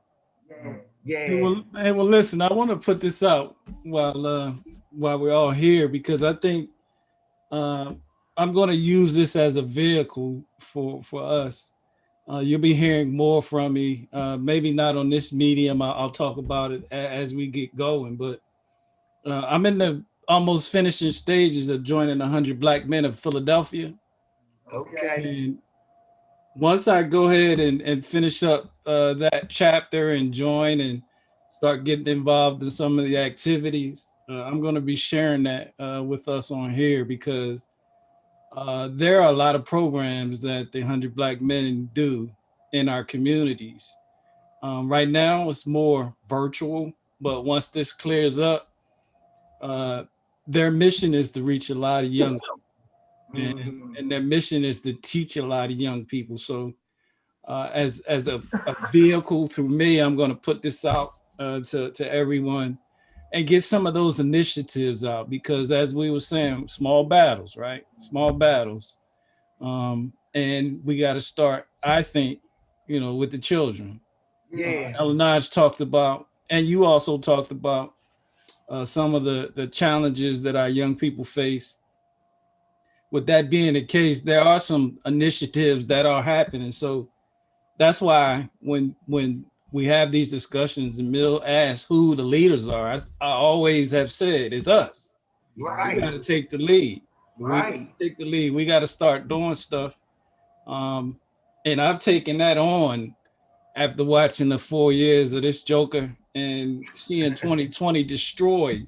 Right. Oh, like people are, as was said, we got some people in our communities, man, that are in bad shape. So, Yeah. Whatever I can do as I get going forward, like I said, I'll start putting that information out, and hopefully, man, we can start mentoring some young men, young women, and changing some lives, man. Small battles, man. Small battles.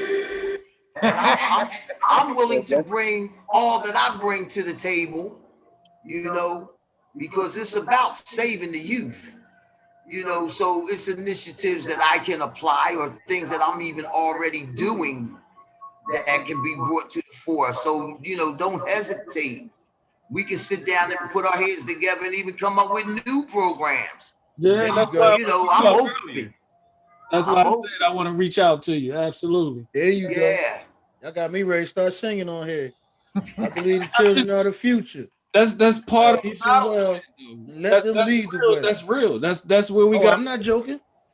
That's what I'm saying. That's where we got to start at, man. Each one of us can take the model that the Queen Mother has used and the stories that she tells about the park and it's a safe place, and we could do some of the same things, man. We just gotta pull that energy. We gotta pull. I think she's pulling from the ancestors, really. Oh, no doubt. Absolutely. You know what I'm saying? We gotta pull. I'm gonna use her words. I'm gonna use her words. Yeah, ain't no doubt. She's remnant. Boom.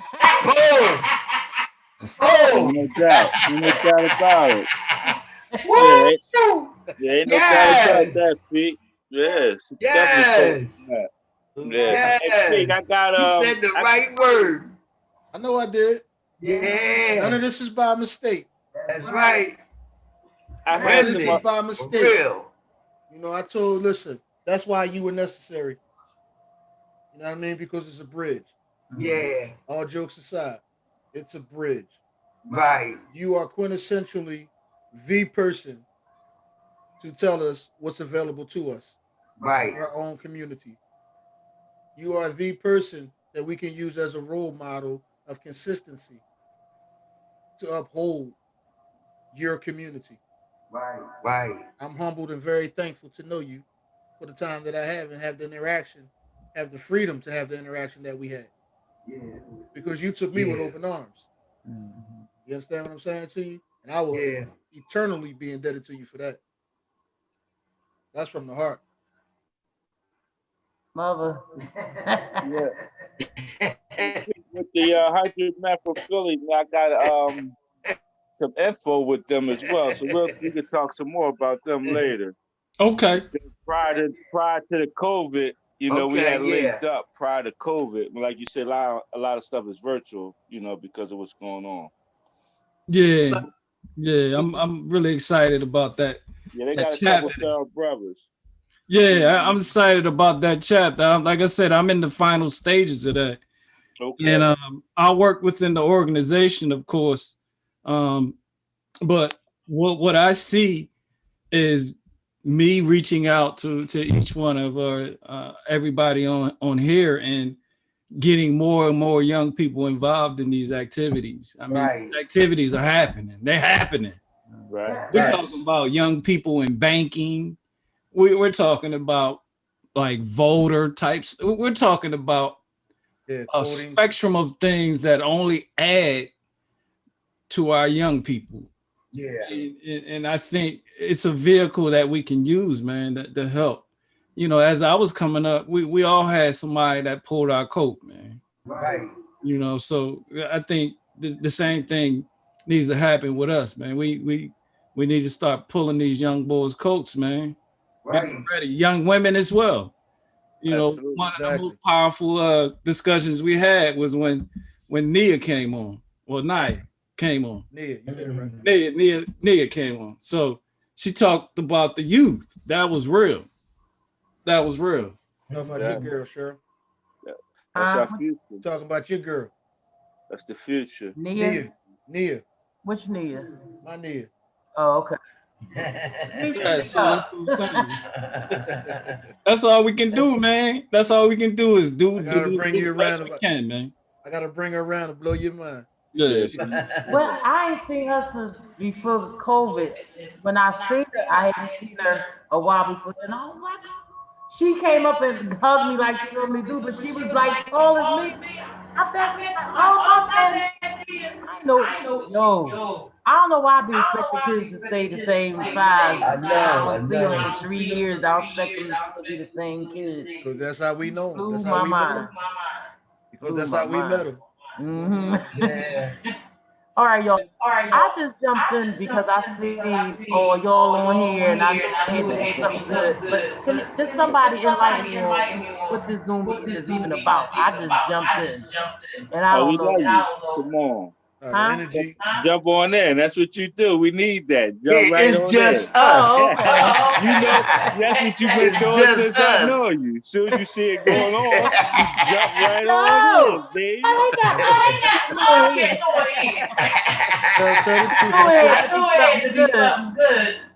Tell the truth. I sent you to join on Messenger. Cool out. Yeah, you did. All right, give me mine. I was waiting for George to pop on. Keep waiting. Telling me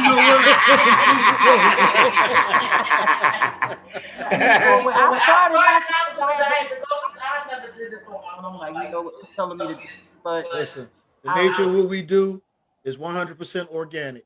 Yeah, exactly. Yeah. So, And this is I still have never done it on the phone. I've never done it on the phone. Well, it was going to allow me to, but I had to go through. I had to download. And next time, y'all just go in different rooms. I got a small request as we close out. This is real organic too. Queen Mother, could you give us some words? I know you're a serious poet. Serious poet. That's right. You know what I mean? Yeah, I told him that too. Ella Nodge is a poet, artist as well. So just let Nodge kick it off. I don't really recite off the top of my head.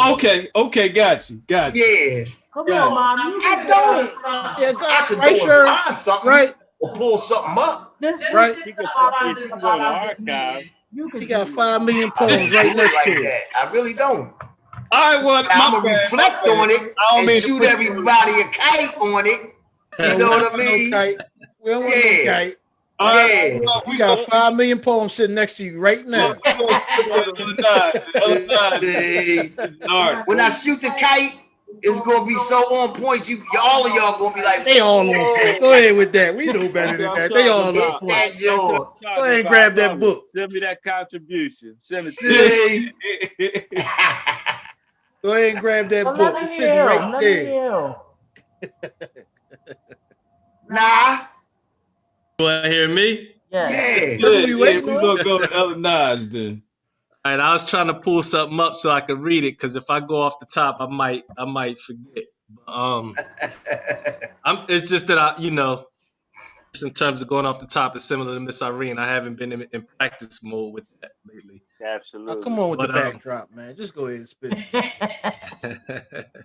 Let me see all right, here we go. All right, here it is. The spirit is fearlessly limitless to weariness. Nemesis, supremacist, imperialist, manipulous of serial digits. I am electromagnetic, attract magic, repel dimwits, masters of illusions using gimmicks. I name the minutes, an attribute for every second, check the method. Biology to reverse their Scientology, spell casting through reality. This is the forthcoming of the Nagas prophecy. Modesty, humbly, they try to stumble me, but they can't hold me back at the same time, rumble me. Thunderously, I wondrously tumble thee. My mental is that of a missile against a bumblebee. You fumbled this miraculous degree of energy. Check out my melody, vibrate frequently. Frequency, heavenly, hell-bound, they distort sound. I move silently, peacefully or violently. We must be free by any means necessary. They lust for me. Vampires, damn the fire, combust and bleed. Don't trust they see. Transform once the need. See the alchemy, chemistry. I am they about to be. I call forth my ancestry. When them devils try to test me with the word, they bless me. Protect me from threatening thoughts. The battles I fought. Oh man! Did you just do that ain't that all off of the top of your that? head? No, that ain't all of that. No. That ain't all of Did you that. just do that off the top of your head? I said he was grabbing it off the book or something. Man, Look back at something. wait. There's more. Written down. Wait a minute. There's more. There's another poet in the cipher. Good. Yes, there is. Okay. Well, since you jumped in, go ahead, brother. No, I'm past. Yes, you definitely another poet in the cipher. I thought you was referring to yourself. I'm past. I'm ancient in this. Not this one. Cut it out, man. Cut it out. You we was in the studio. You was freestyling, Vu. Come on, man. Sure, you never heard whatever. I do have some stuff that's recorded. I can sing y'all. I never knew. No, but y'all too shy for me. Well, listen.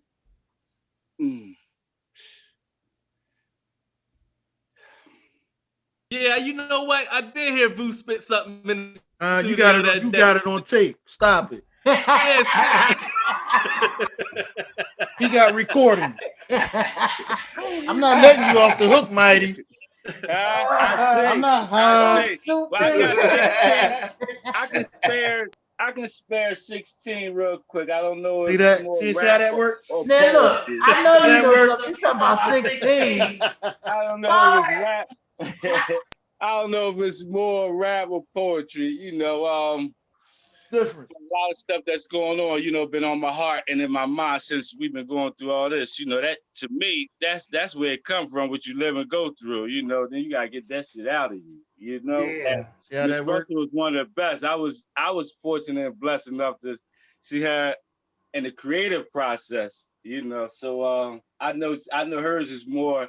She's more painstaking. She takes the time to put it together, like one of my favorite artists, you know, Rakim. They got to put that thing together. They got to draw the picture.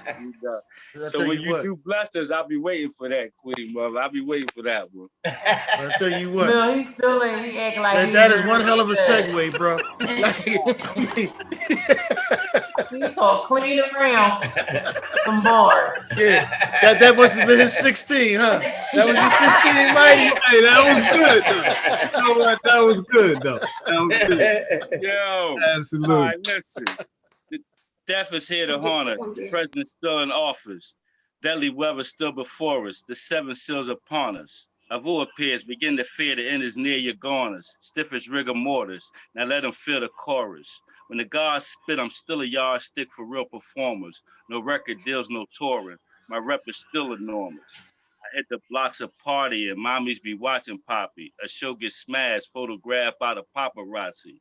My army's on and holly. Don't bring no drama by me. It's deadly, period, point blank / kamikaze. Get out of here, Alpha and Omega. Innovator.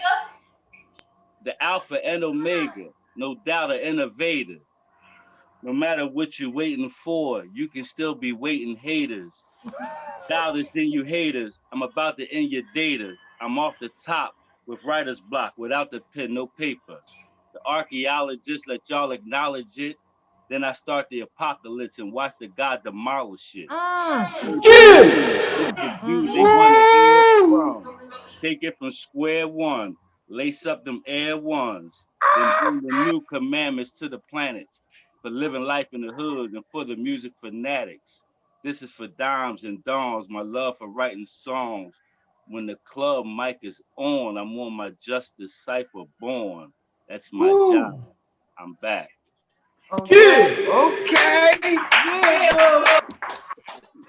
That was tight, man. It wasn't 16 either. A lot of that. I'm cool. I did mine last week. I'm all right. Nah. Yes, sir.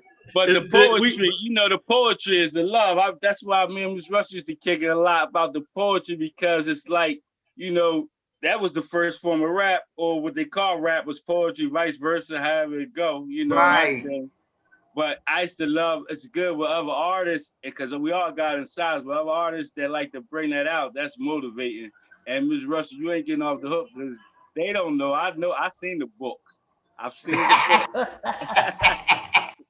Sure. Yeah, we're gonna have to get you another time then. Yeah, I'm gonna have to get to something or something. Yeah, it is one in my mind, but I gotta be able to pull it up.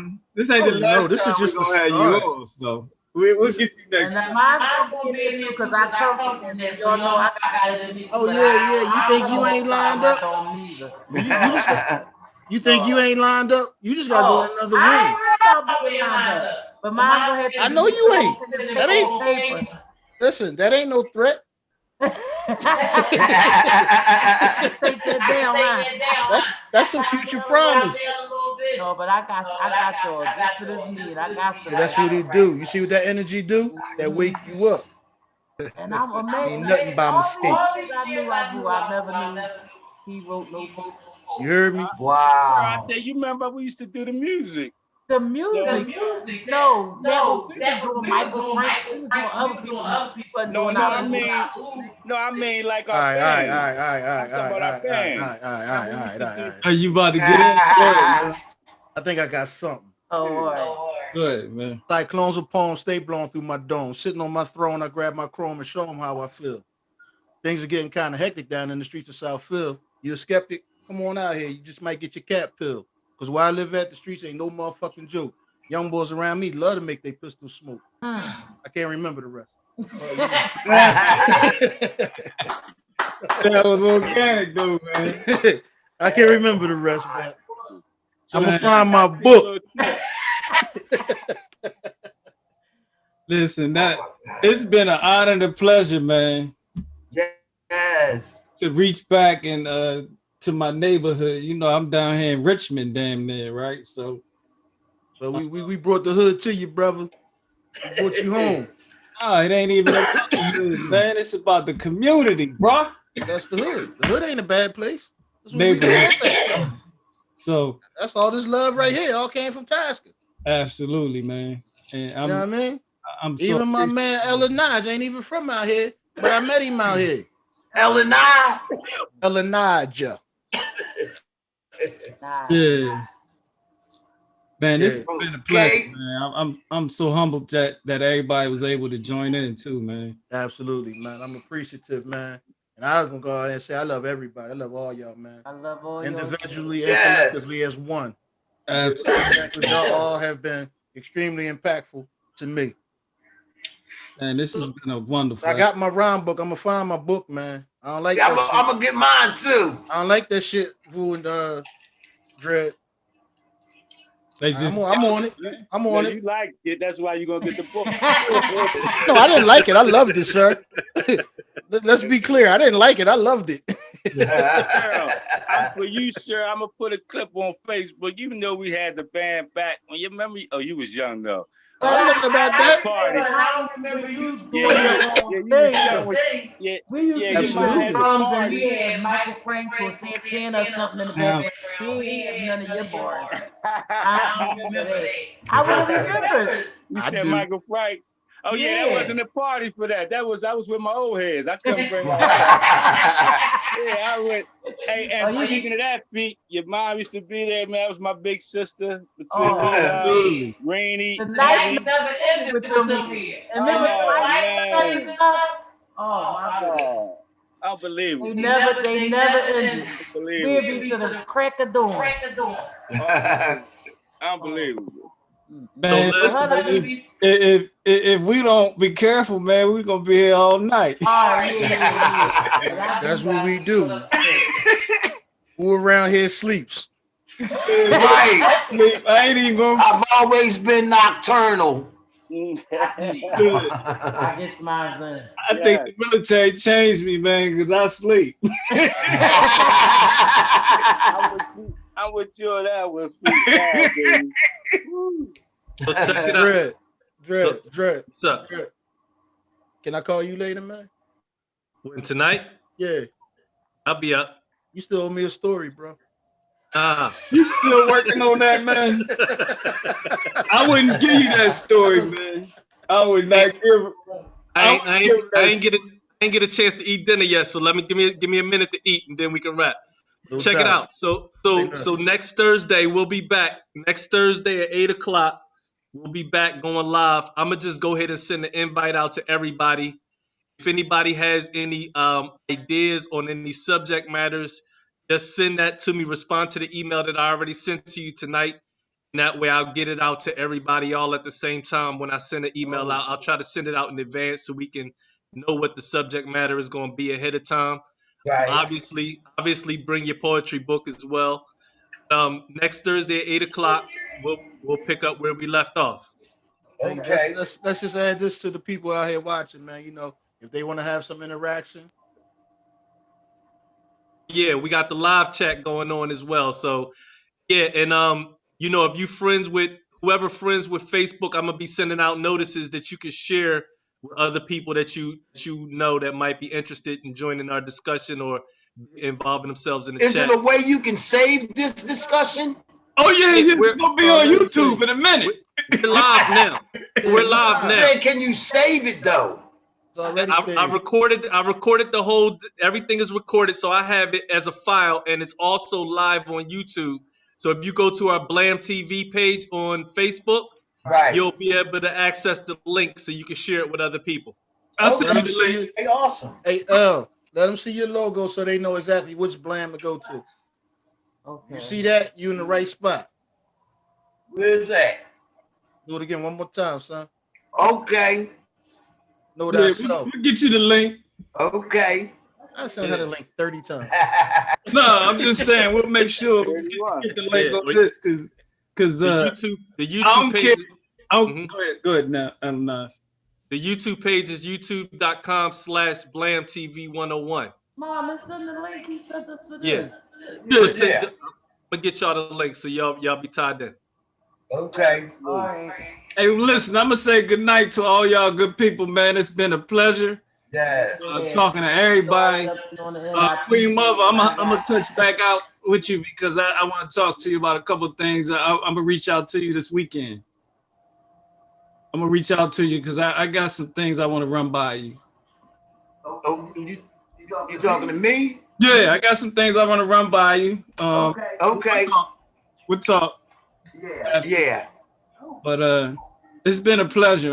This has been so joyful. Like I said, the love, man. It's the love. It's all about the love. It's love. It's love. Yeah. An action word. Love you, baby. See you later on. Love y'all too. One more.